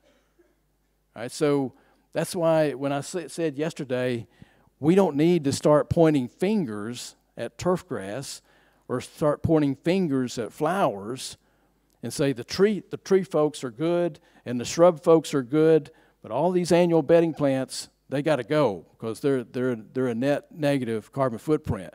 We can't do that. We have to start talking about landscape systems. So in the carbon footprint work, now that we've gone through all of these different individual plants and different sizes, the next step then is to look at landscape systems. If you have a typical 3-bedroom, 2-bathroom house, and it has a landscape with evergreen shrubs and deciduous trees and curvilinear beds, We'll take the typical suburban landscape, and we'll model that, and we'll actually determine the landscape, the carbon footprint for the landscape system, which will be vastly positive. And so that will be vital information if and when the time comes that we have to justify our existence. Because there's two different ways in which horticulture faces a dilemma. And one is in terms of our sustainability and relative to our carbon footprint. And if we have too negative a carbon footprint, we're going to get a lot of pressure about that. But I just showed you, if we consider a landscape system, we really won't have to worry about that because we have it documented. But the other areas in terms of our water footprint, and there's certain parts of the world right now in which water is more scarce than any other commodity, more scarce than oil. And we have certain parts in the States. You know, California just went through a major drought. And when it comes down to making a decision about watering people or watering plants, the people will win every time. So that's why we can't simply talk about plants are pretty and plants are aesthetically pleasing to us. We got to talk about the functionality of plants, the economic benefits, the environmental ecosystem services benefits, and the health and well-being benefits. And when we do that, we justify our existence, we justify our share of the water, and we justify ourselves in terms of the mind of the environmentally conscious consumer that says, thou shalt be more sustainable. And indeed, we can demonstrate that we are, from a carbon footprint perspective, and from a global warming potential perspective, that we are part of the solution and not part of the problem. But if we were not armed with this information, we would have we would have our suppositions to go on. And of course, that's not going to last too long in a policy-making situation. So we have to be armed with this information and then use that to our advantage. So there's a lot of power, a lot of circles of influence in this particular room. So these are the data that you and your circles of influence should be going back and talking about in terms of our positive carbon footprint. All right, so what are we learning? Knowing more about carbon footprint and variable costs helps managers increase efficiency, period. They find that they save cost. By paying attention to carbon footprint and measuring costs associated with it, they too find those areas where they can be more efficient. A few inputs and processes in production account for most of the carbon footprint. In other words, it's not really a carbon-intensive process except in its various points and various materials that are used. And then life cycle ecosystem services greatly outweigh the greenhouse gas emissions during production. And then lastly, the industry should market this. We should be screaming this in Spanish and French and German and all the other languages that we can as loudly as we can, because we should be very proud of that. Because if we neglect to do that, no one is going to do that for us. No one is going to do that for us. But they will point a finger at us unless we cut them off at the pass. So we cut them off that argument early on. So we look at landscape systems. So the landscape sector in the States is actually doing a very good job of promoting its sustainability.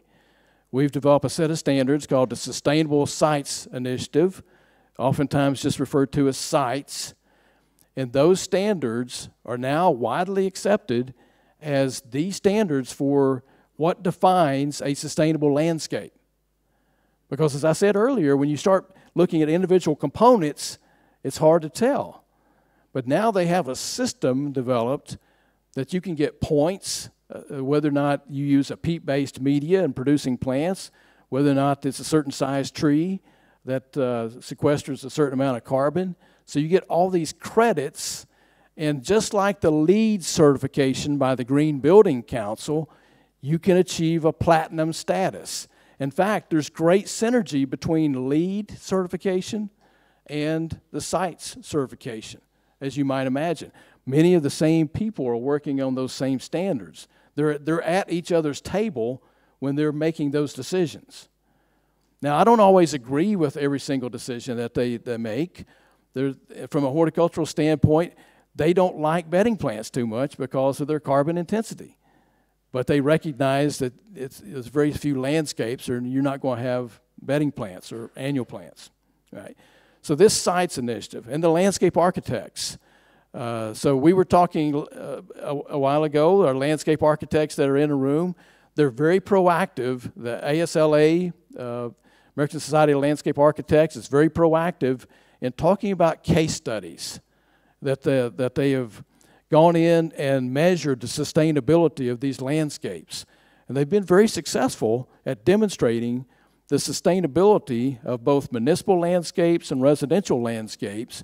So that's the kind of information that we need to get to the end user and also to policymakers. Now, garden centers. It's a mixed bag. All right? And garden centers are a conundrum to begin with. And if you're a garden center operator, I'm not trying to step on your toes. It's just that we have really, really, really good ones. And here in Europe, you have a lot of good ones. But we have some good ones, and then we got some that are just mediocre. All right, so it's really a mixed bag. But those that are doing it right, of course, have sustainable initiatives. This is one of our premier garden centers, and they talk about the composting that they do. They talk about their solar. They talk about their water management. Again, water, this company is located in an area of the country where they don't have to worry about water. And yet they talk about water management because they recognize its importance in terms of policy making. And, of course, even our departments of transportation within our respective states are looking at ways in which we can be more sustainable, even in our roadside plantings.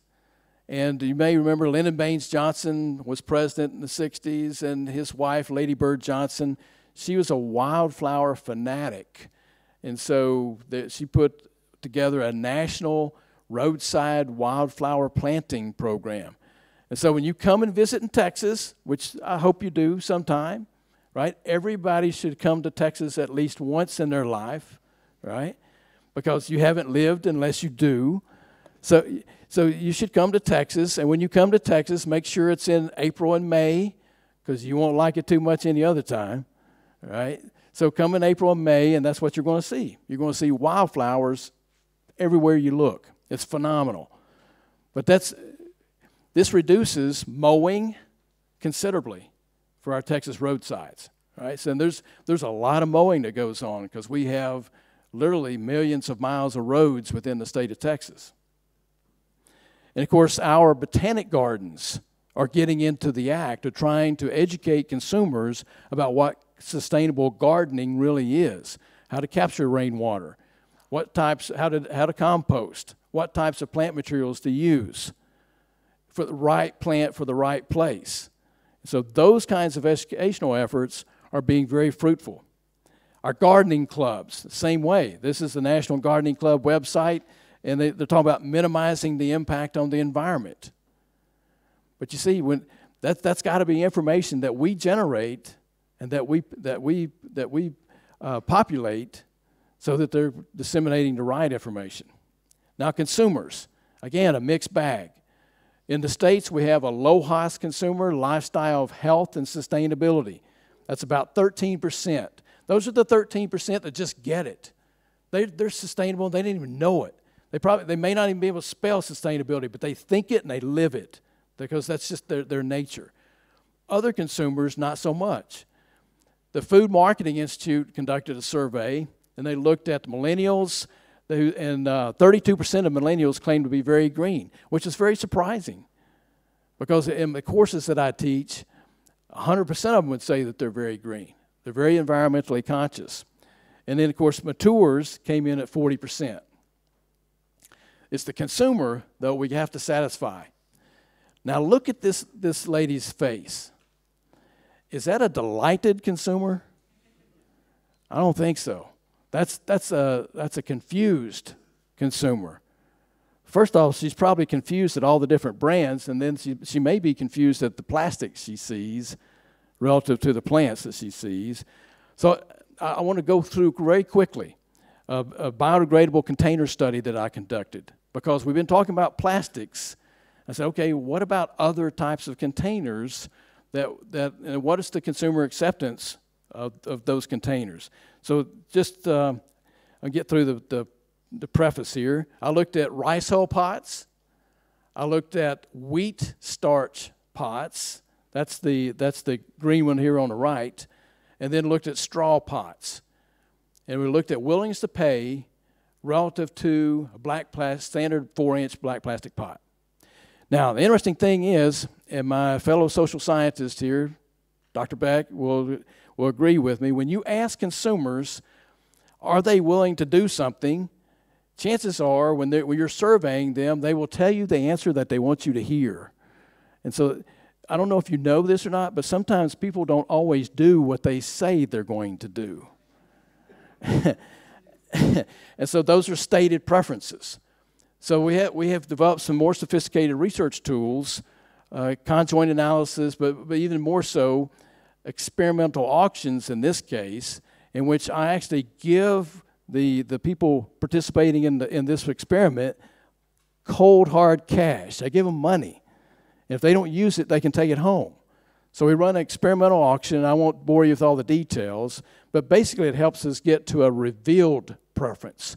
Because when people are willing to turn loose their cash, they're revealing something to you. All right, so it's a revealed preference. Now we're using eye tracking and biometrics. We put special glasses on folks, and we walk them through the garden center and see where they're looking. We're seeing what colors attract them. And then in the lab, we have a human behavior lab at Texas A&M. We put biometric sensors on temples, the neck, and so forth, measure pulse rate. And so we can not only see where you're looking, but how you're feeling, what part of the brain is being triggered as you're looking at that particular plant. So now we can figure out, are you looking at it just because, for a long time, because you like it? Or you think, who in the world developed that color? That's the ugliest color on earth. You're still looking at it for a long time, and in the past, we would correlate those purchases to length of time that we were looking at it. But there wasn't a perfect correlation. But now we can kind of slice that a little bit deeper by looking at, most purchasing decisions are in the prefrontal cortex of the brain. So we can tell which part of the brain is being triggered when you're looking at that particular plant. So it's really cool, leading edge research. But for this one, I used experimental auctions. And folks identified, they actually bought the plants. And by doing that, now, some people, when you take them to an auction, they've got to win. They get auction fever. So we have a 9th price auction or a 3rd price auction. We vary it, we randomize it. So it's not always the highest bidder that wins. But anyway, let me get to the results. When you compare against a standard black plastic pot, the rice hull pot commanded a 58-cent premium. Then standard to a black plastic pot, the straw pot commanded a 37-cent premium.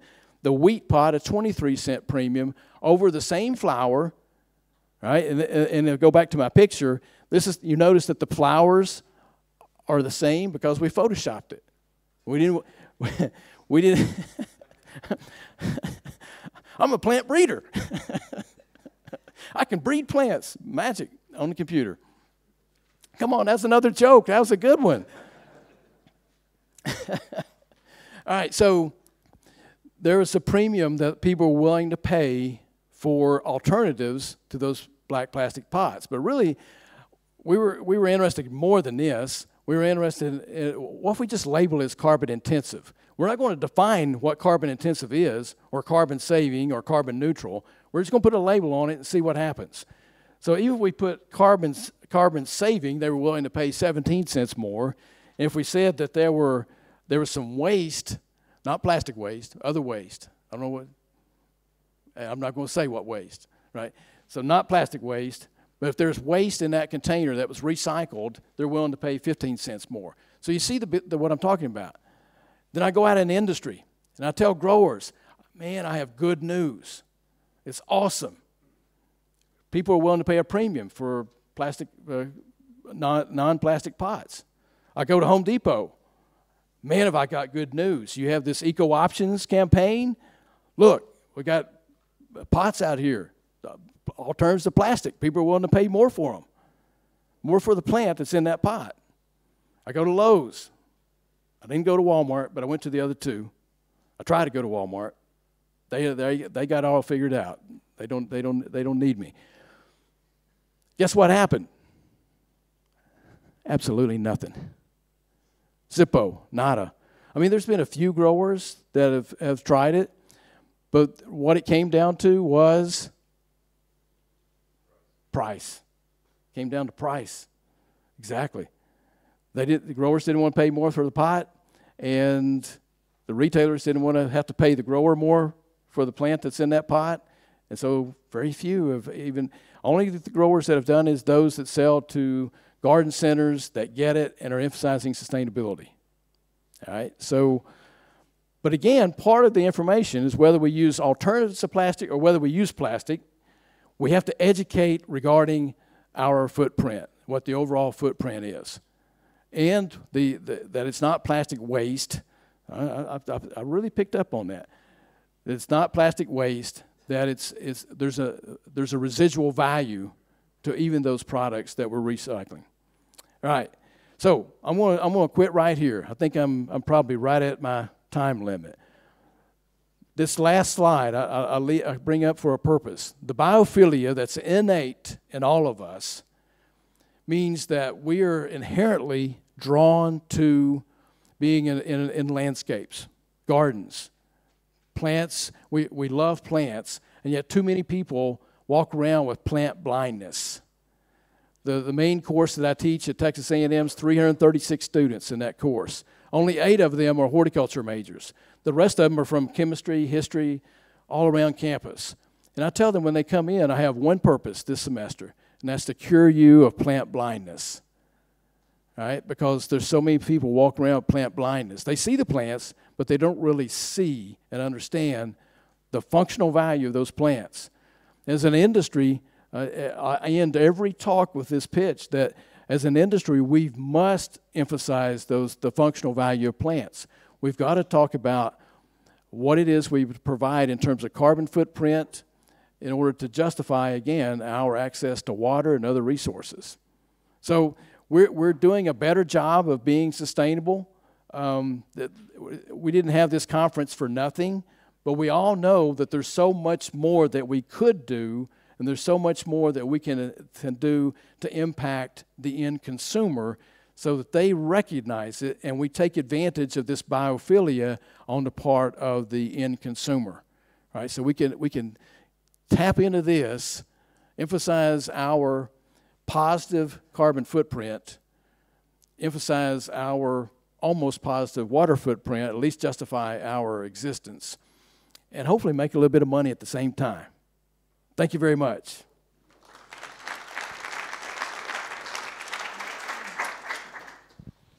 Preguntas, por favor.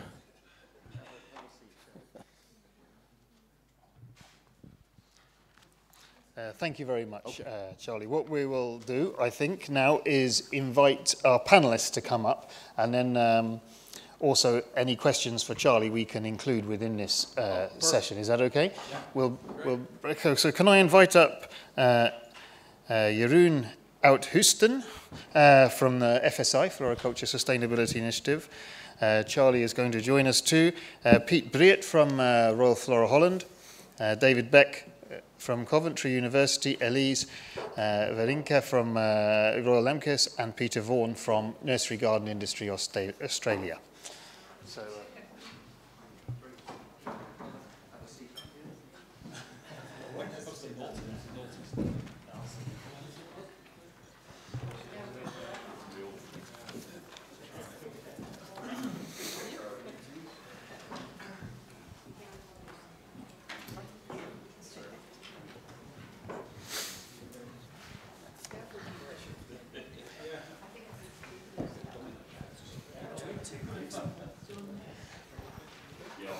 So thanks to our panel. These have been chosen because they are the ultimate experts who are able to solve this problem for the industry and draw all the conclusions together. Is that right? We'll give it a go. So I got one or two introductory questions, and then if you want to follow on any of those discussions, just raise your hand and we will include you as well.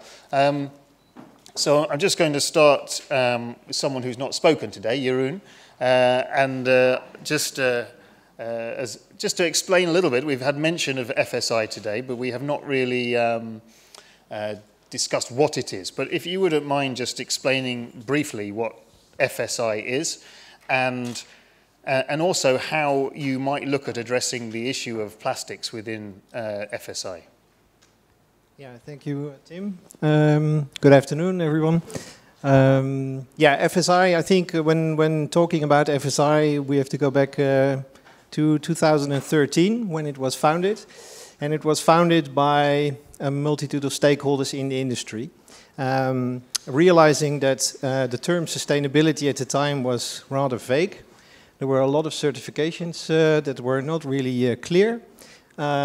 Every now and then, especially the weeks before Valentine's and Mother's Day, there were some nasty campaigns hammering everybody. And if you don't have an agenda, what can you answer? And this is where this group came together and they said, okay, let's work together, make this a market-driven initiative. At the time, 18 organizations joined. Now it's more than 50, covering the whole supply chain and also do it in a multi-stakeholder way. So not only the good guys or not only the bad guys, but just let's sit together and see if we can solve these issues that we are facing together. And the basis of that is to do it in a pre-competitive way. And also that means that you have to set aside your own agenda from time to time, and which is, well, was challenging at the beginning. But when we started to do projects, it became rather fun to see people starting to create their own networks within FSI. So, and I think that was good. And the learning also from this maybe the plastic topic today, for me was also there you see it's complex, there is no single answer. There are multiple systems functioning next to each other. It's regional based, it's a global issue, but you have regional solutions. So by all means, get together and start somewhere. And address the issues that are about recycling, about reusing, but also about refusing, because that will also help, I think, in a way. And some of the speakers today told a little bit about some of the advancements made on this topic. And what you see there was that it was governments leading the way with legislation. And I think that is what you should always avoid. So if you are able, as a multi-stakeholder group, to start working together on your projects, on the topics, you can avoid legislation. And well, that's something that I also hope you will take with you. By all means, start somewhere and share the results. Also awarding, certifying, and also champions the ones that do well. So I think that's would be my big takeaway from this afternoon. Thank you. Thank you. I'll just move to Piet Briet, you're responsible for this area within Royal Flora Holland. Maybe you could just share your perspective on it, and also how you think the auction and the industry here in the Netherlands will be talking about plastics in 5 years' time. I didn't warn any of you about these questions, so... No, and I didn't warn you on my answer. But anyway, hello, good afternoon. Sustainability manager at Royal Flora Holland, and one of my themes is packaging in general, and therefore also plastic packaging. By the way, I brush my teeth with a bamboo rooftrush, and my swimming trunks are made out of 8 plastic bottles. Just to answer you from Popperman. I know you're all with me here, right? Okay, good. So actually, currently we are kind of betting on 2 horses. So one horse is on efficiency, is doing less bad. We are trying to do less bad. Recycling as much as possible, sometimes ending in downcycling, but preventing from recovery, energy, the last resort. So doing less bad. Efficiency. The other horse we are betting on is effectiveness, doing good, meaning not extracting scarce materials, not emitting CO2 related to those scarce materials, but doing good straight away.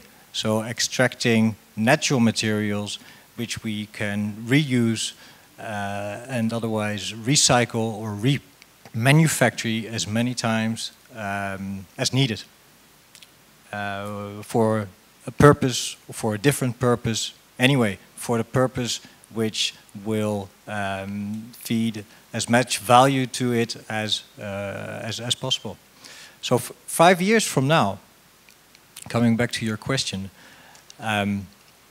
we will have more or less come to the results of the Plastic Pact, earlier stated by Wyme. And yeah, you're still awake, I know, it's Tuesday afternoon. So we will have reached all those 4 goals.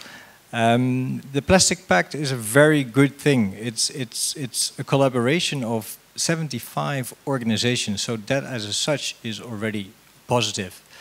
On the same side, it is on improving the use of single-use plastic. So it's a lot of times about the efficiency and not about the effectiveness, doing good straight away. So the 35% at the bottom, you saw, that's the good thing. That's doing directly good. Taking materials used early on, could be from the biosphere, and adding them into the new sphere. Okay. More or less an answer to your question? Yeah, thank you. Thank you. I'm going to ask David now, a little bit about, with your knowledge of our sector and other sectors, whether you feel there are other sectors that we should be talking to or we could learn from, and what as a sector we should be doing together to address this issue more. Yeah, I mean, I think today's been a very heartening event, and it's been interesting just to hear about the energy, the dynamism, the sense of innovation that's going on, you know, and obviously we're a select crowd, if you like. Obviously the people who turn up are the ones who are converted or keen to be converted, but there's clearly some very significant initiatives going on, and what's also interesting as well is to hear about the broader institutional terrain, you know, some of the policies that are being enacted, you know, whether through government or actually through industry, you know, subsectors of the industry as well, all of which are driving things in the right kind of direction. And I think, yeah, I mean, what can be done? I mean, I think the key things come down to collaboration, because what's really come across today is there are so many areas of expertise required to tackle these problems, and they can't really be, you know, if any one business says, oh, we're just going to solve it ourselves, well, they're just not going to, because you need to know so much about the technical, about the policy, about consumers, about so many different angles. So I think things that need to come out of these kind of events is a sense of, you know, joined up thinking, collaborations, you know, hopefully some particular, you know, new collaborations will form just from the people meeting in this group, you know, today. You know, some people have come to talk to me, and I hope we'll be able to get some, you know, research going that involves industry, academia, and so forth. And hope to have words with Charlie later, and maybe even look at going across the pond and establishing a first Brexit partnership, perhaps, or something like that. Something positive has to happen out of that one. What can be learned from other sectors? Well, that's a very good question. You know, I mean, I can't say that I'm expert enough in too many other sectors to better comment, but I mean, things are happening within other sectors, obviously within, you know, as mentioned earlier, in some of the, you know, the furniture sector and so forth. People have had to think about, you know, sourcing of sustainable wood for some time, for example. You know, that's one particular area. But I think, you know, you guys are probably not in a bad position in relation to many other sectors as a whole, to be honest. But maybe that is driven because you're so rooted in the land, so rooted in the landscape. You know, you depend on it. It's something that's part of who you are. And I'm sure everybody here has got some kind of personal roots back into, you know, land-based production and things, which just gives you that greater sense and desire. And certainly the people I know in South Africa are working in the sustainability fields. You know, there's always that sense of something bigger than just doing it because it's their job or because it's a target they need to achieve. You know, it is a much bigger agenda. So I'd say the critical thing is just to keep the energy going, keep the information sharing, ask difficult questions of each other, other and listen to difficult answers, listen to things you don't want to hear, because that's all part of the process. Be prepared to be wrong, because I'm afraid history always will show up, particularly with a lot of the sustainability stuff, things that sounded really good 20 years ago, we suddenly discover actually end up having reverse impacts. Making more energy efficient housing apparently has actually just one impact has been that people tend to just spend money on other things that are less sustainable. There's all kinds of studies like that that are counterintuitive, if you like. So you've got to look at, it's very much about systems analysis. But but the key message I would say is keep up the collaboration and look at routes for multi-stakeholder initiatives to drive things forward. Thank you. Charlie, yeah. You think the produce sector is ahead of the ornamental sector in this regard? I honestly couldn't tell you. From what I've heard today, the ornamental sector seems to be doing some very interesting things, and I think also maybe the fact that the ornamental sector quite often is closer to market, that may also assist. When you're thinking about some of the controversial carbon footprinting issues. But I think the two sectors certainly need to learn from one another and not think of each other as being separate. You're all part of the same broad industry, and it's vital to take that route and to learn from each other, I think. While we're talking about collaboration, question for Elise, who is looking at a project working with other companies. How do you find you're able to engage with the manufacturers on this issue? So we've heard from manufacturers today, and you're coming at it as a customer really of that. To what extent do you think you will be involving manufacturers in these projects you're doing? No, definitely they're a large part of this project. As the manufacturers, we need to supply those products. So we need to use their innovation and their creativity to use the information and all the knowledge we will gain, hopefully, with the project. And then they can supply us with the products conform those requirements. So definitely we need the suppliers and we need their knowledge. So yeah, sure. We need them. Yeah. And if I'm talking about really Lemkes, then we have a very broad management on our suppliers, even the plant producers, and we work really hard together. And at the moment we are really busy creating a sustainable purchasing system. So what do you really want to achieve with your producers? And that's based on different kind of topics, and it could be pesticides, but it could be plastics as well. We are definitely very strongly in relation with our suppliers, and not only the pots or the plants, but even our transporters. We do have every year a meeting with our transporters, and there's always a workshop on sustainability and quality. So even with our transporters, we having an annual discussion on how could we improve on sustainability. Okay, thank you. Well, Peter has flown over a lot of sea and therefore presumably a lot of plastic to get here, so from Australia. So you're going to have a comment on that. Yeah, thank you, Tim. Peter Vaughan, Nursery and Garden Industry Australia. I did look at taking the route of getting a train and then a boat and canoed for a while and swam in nylon togs. But I would have had to have left 4 weeks ago, so it would have taken maybe even a little bit longer. I just wanted to address that issue on suppliers of plastics across the industry. From an Australian point of view, we have one significant pot supplier who work very closely with Sven at Poppelman. They supply over 80% of the plastic pots and trays used across the industry. And so they have a very strong monopolistic position in what they do in the supply of those pots. They are very mindful of the use of pots, how they're used, and talking of the 3 R's of that David mentioned earlier, they're certainly looking at how to recycle and reuse.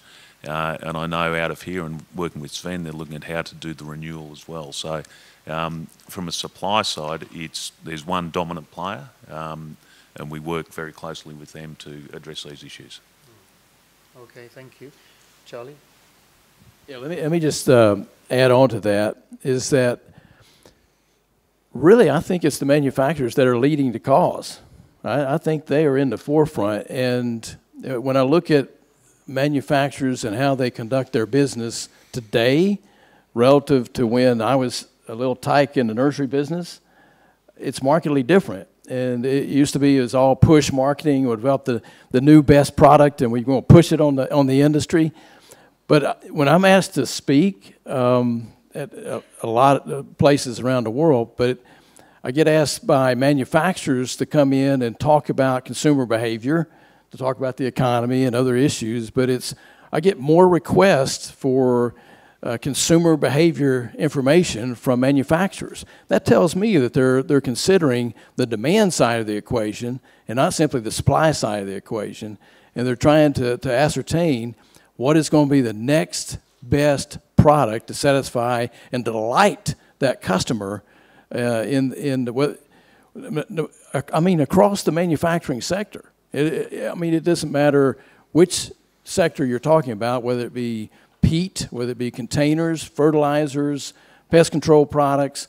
I think that holds true for the entire manufacturing sector. And so I just applaud that sector for carrying the day in terms of seeing the demand side aspects and trying to adjust the winds of the sail accordingly. Thank you. Do I have some questions from the floor for the panel? From Chiridas from Ethiopia. Thank you very much, Tim, and the presentations from the morning till afternoon. The panelists is very much interesting. I do have lots of takeaways to take. But I was contemplating, as somebody who comes from Africa, how we are going to translate these sustainability discussions. You are in the context of a developed world. There is priority for development, for creating jobs, for feeding people and the like. So I would wish to have your reflection on these things. Is it possible to integrate in the context of Africa with the European context and the US context and the like? Is my question clear? Yeah. Good. Who would like to have a go at answering that? Jeroen. Maybe a little heads up, but I think rather than looking at production locations where you always have to look at specific solutions, you should address it from a supply chain perspective. So, and then obviously, of course, when you look at footprinting, Africa has a different footprint than a grower in the Netherlands or in Germany. But if you look at it from a whole value chain perspective, then it gives you also different solutions. So you will have a different footprint for sure in Africa than you will have in Asia or in South America because of the abundance of water or the lack of water. So, but it gives you, and that is what I took also from the presentation, the last presentation from you, is that there are not so many factors that will influence it. So they will be different, but at least you will pick out one or two that you will be able to focus on. And if you do it in the supply chain, I think then you are able to come up with solutions. And the second thing is, and that's why I always also think it's really important to address it in the supply chain, is that if you address it from the manufacturer side, or as we have about growers and farmers, it's very tempting to push all the problems towards the growers, that they should solve it. And that's when I think where the industry has to also respect and come up with a respectful approach to them as well, to not only say what has to be done better, but also show their commitment in improving practice and then also buying from these people in their supply chain. So these two things, I think, would be my takeaway on that. Okay. Does that answer your question? Yeah, okay. Thank you. Victor, here. There's a mic coming. It's only on the video. You won't be heard. So, yeah, to Victor.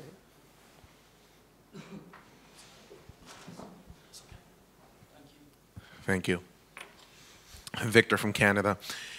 Question regarding plastics and where they stand in the public trust spectrum. Meaning, back to Dr. Hall's presentation when he talked about straws. Straws went from being an accepted issue to something that is not wanted. In my household, We don't have plastic straws anymore. We ordered metal straws, apparently, from Amazon to use it now. I've been told by my kids and my wife.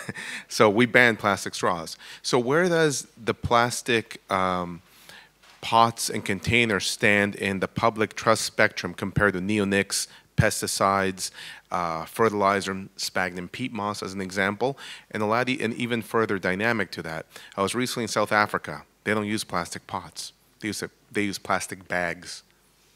I'm not sure if that's any better or worse, but I just thought I would ask that because public trust is really the issue it comes down to. Because at the end of the day, a lot of what we're doing is just for sustainability, but also on how it reflects on the purchasing and the people's view of our industry. Is that addressed to anyone particular? The panel. At the panel. Anyone like to respond on that? Okay, Peter. Tim, I'll talk first. We had a bit of a contradiction on the plastic bags at a major supermarket, in that they said we're going to phase out single-use plastic bags, and at the same time they did that, they bought in plastic collectibles for the shoppers to purchase for their kids. So on one hand they were getting rid of the plastic bags, but then actively encouraging them to collect these plastic collectibles. So, and that I know caused some concerns from a public perception point of view across Australia. Talking more about the plastic pots in the nursery industry, I think the issues that you raised at the top of the list, the use of chemicals, neonicotinoids and glyphosate, high on the list. Use of water, because water use efficiency in Australia is very important. Power and how to generate energy for use in nurseries as well. And I think, but within the mix is certainly the sustainability and use of plastic pots. And recently in Australia, there's been a government regulation where that has actually come into legislation now, where there's an organisation called the Australian Packaging Covenant Organisation, that any business that turns over more than $5 million must do something about recycling their packaging. So that's a new regulation that's recently come into Australia. Okay, thank you. Charlie, yeah, go ahead. Let me just tag on there. When I was doing my biodegradable container study, you'll notice that there wasn't a discount that was commanded for a plant being in a plastic pot. That was not evident. So I think that there's not the hypersensitivity yet. But who would have thought there would ever been hypersensitivity to Roundup or the use of various pesticides in Canada? I mean, it's not a matter of if, it's a matter of when.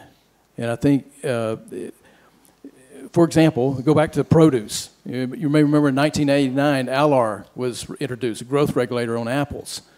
Well, there was more carcinogenic potential in a six-pack of beer than there was a 50-pound sack of apples dipped 50 times in a vat of ALAR, and you ate the whole 50-pound sack. But it was perception. It was perception that was reality. And then you had the world-renowned toxicologist, you know who I'm talking about, Meryl Streep, who was on television, washing her fruits and veggies in dishwashing detergent, which underwent no carcinogenic testing. But it was perception. It cost the apple industry $275 million in a matter of 2 weeks because mamas stopped feeding the apples to kids and applesauce to kids and so forth. And so you had Mothers Against Drunk Driving. You had Mothers Against Apples there for a while. So it's all about perception. And all the hypersensitivity that we see as far as the use of chemicals and the use of how our products are made and that transparency that's being demanded on the produce sector, I think that same level of transparency is coming to ornamentals, but we're not seeing it now, and we think we're in the safe zone. But again, I think it's not if, I think it's a matter of when. So that transparency's got to be there, and we have to prove our sustainability. Not that we have to use alternative means, but just the means that we're using are sustainable. Yeah. Thank you. I'd like to say something to that as well. I think it's really country and culture related, which topic is the most important to address. But all will come. I agree with you, John. And I think as well, the social media has a really, really large impact. So as soon as something, like you said, Mr. Apples, comes into social media, and we see that with plastics as well, and we see that with neonics or all those topics, as soon as there's a lot of media and publications about it, then all of a sudden all the retailers start up and make policies and they start asking questions to us. Jose is nodding now, and this is really true. If there is one Greenpeace research on neonics, then we already know that a couple of weeks later we will receive from all our retailers a letter with this is the restrictions, this is our policy, this is just to back themselves up. So yeah, this is really social media related as well. Okay, so just one. And it becomes scary if you don't, as a sector, or even as an individual company, if you do not have an agenda addressing this. And it doesn't mean that when you have an agenda that you know all the answers. But when you are under fire from an NGO and he will attack you on something, then at least your first reply is not a no, but it can be a yes. I am aware, we are aware, and we're working towards a solution, and we've put this and this in place. And I think that's so important in addressing these things. Okay, thank you. Jack, over there.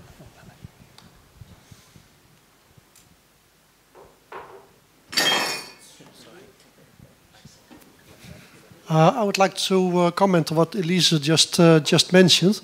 A lot of growers are really going out of their way to being sustainable, but how do they support their claim to being sustainable? There are a lot of certificates out there, retailers imposing new claims or new demands on their suppliers whenever there's a report, as you said. Some certificates are even contradicting each other. So how, if a grower asks me, what should I do? What answer can I give to them? To me. Oh, okay, I'm going to on. Yeah, okay. It's fine. I know this is a struggle, and I do understand the question. I like the question. What I always say, really look at your customers. So really look towards the retailers where you are supplying to, and already be a bit ahead and look forward. What are the policies on other items as well? If you're supplying to a supermarket and you know their policy on produce, on fruit and vegetables, then you know already within a couple of years this will be for the ornamentals as well. So you can be ahead a little bit. And sometimes time flies, and then the ornamentals have to speed up really in comparison to the produce. But definitely look ahead and look really in your supply chains, and even make decisions. And make decision, this retailer is maybe not my retailer, and this retailer will be my retailer, and tailor made your produce towards that retailer. That's my suggestion. What would you suggest to growers that are not supplying retailers, but smaller flower shops? Because I understand I know it's not your customer base. I'm quite aware of that. But a lot of growers are not supplying the big retail companies, but the specialized flower shops, mostly smaller growers with specialized crops. What would their course of action be? That's a good question. We don't supply to those kind of supply chains, but I would say then look into social media and look into society, what is happening. So, for instance, if you do see that there is a big discussion about pesticides and on plastics, try to look around for certificates or proof that you that you follow the stream where it's going to. And still, if you want to know, you are selling your products, so still try to get in contact with your customer.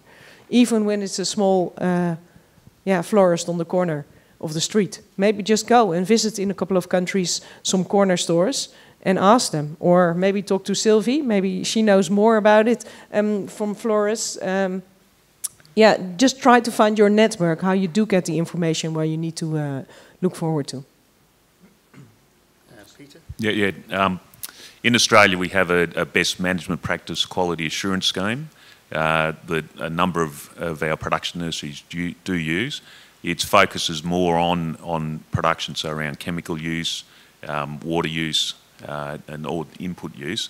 There's nothing specific on plastic use at this stage, but potentially, with what is happening around the globe, there could be a module put into it on use of plastics. And the way that we see it being positioned a bit at the moment is that it's providing that social licence to operate, and it might go back to the question earlier around what is the public perception of what you're doing in the industry. We have a number of supply chains we supply into, from the independent retailers or the hardware chains. They don't have a demand on that yet, but in production horticulture, we're finding it more in that they want true to type, disease tested material coming through the supply chain, so they will look at plants coming out of those quality assurance schemes. Okay, thank you. Well, the final question just here. Sorry, Audrey. I think we have to. Hi, thank you. Thank you for joining this conference. My name is Kees Wakke from Des Planpak. Everything is going so fast last years. More than 40 years we are producer of plastic pots from recycled material. Since the end of the 90s, we are producer of biodegradable pots. Within a year, we launched 3 new brands for the pots, etc. From biodegradable in soil till post-consumer material pots, etc. We are doing our best as most other producers also do. But what are the waste processors doing? Are they also making steps for waste processing? I heard about uniform recycling. There's no way that the European Union is doing something about it. More universal recycling. It will help us very much. Nobody wants to. Okay. I'm not from a recycling company, of course, but I do agree with you. If we have a bit more uniformity in recycling methods, that would really help. And maybe we can put up a lobby all together and see if we can get somewhere. What do you think, Charlie? A brief response is that, as an example, in the Plastic Pact, it is one of the goals to have 70% of the packages recycled by 2025. And that the municipalities in Holland, many of the municipalities have a stake, or for 100% stake in the waste companies. That 70% is not only related to the ones who use the plastics, but it's also related to the waste companies to make it possible to be recycled. So they're working on that. I don't have a stake in those companies. So. Yeah, thank you. Okay, thank you. Was there anything the members of the panel wanted to say before we close? No? Okay. I would like to thank our panel very much for taking these questions. I think it's clear that we've all established well today that this is an issue that does need addressing, an issue that is clear and is well on the agenda now. But we've also, it's clear to see it is very complicated, yes? We have established that. Bernard sometimes says you can still be confused, but on a higher level, yes? So that maybe can be it. But so we are still, we can see there's not one solution, but there is a need to, it seems very clear, to engage the whole supply chain within this.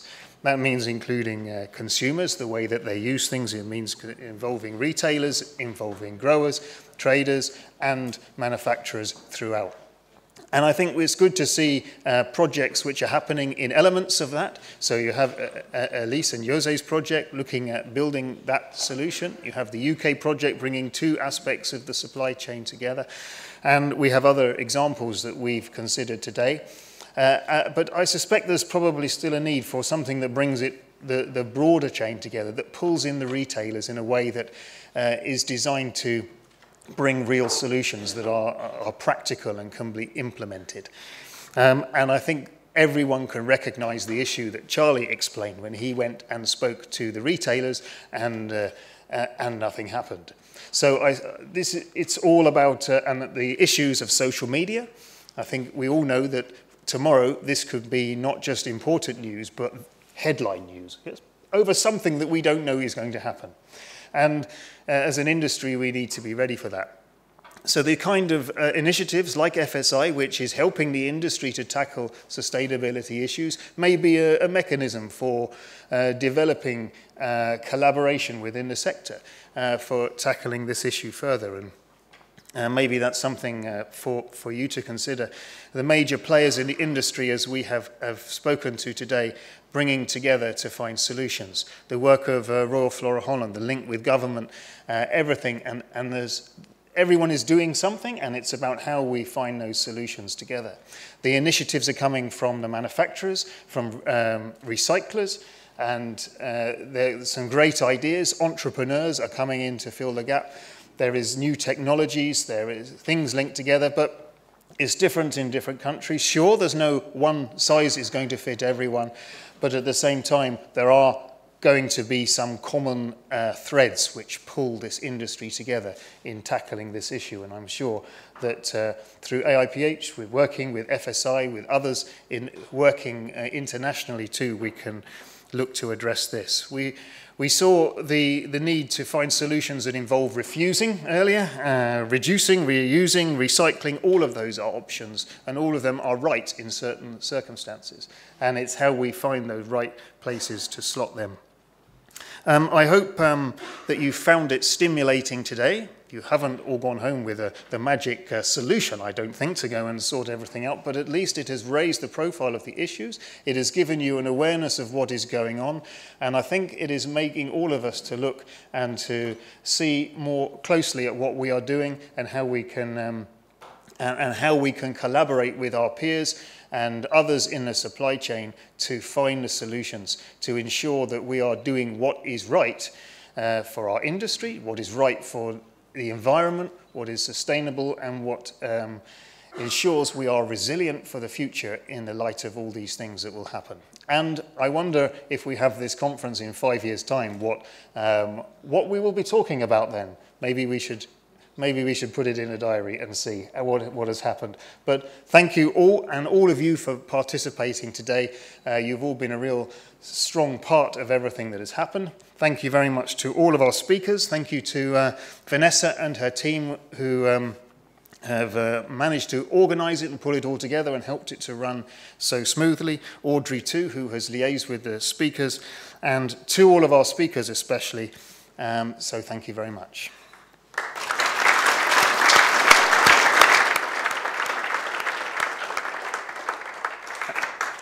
For those who are staying around a bit and are having dinner with us, then we're meeting in Beach Club O, which is just the hotel's restaurant that is just on the beach, at 7:30. And you'll be able to relax there on the beach in the evening.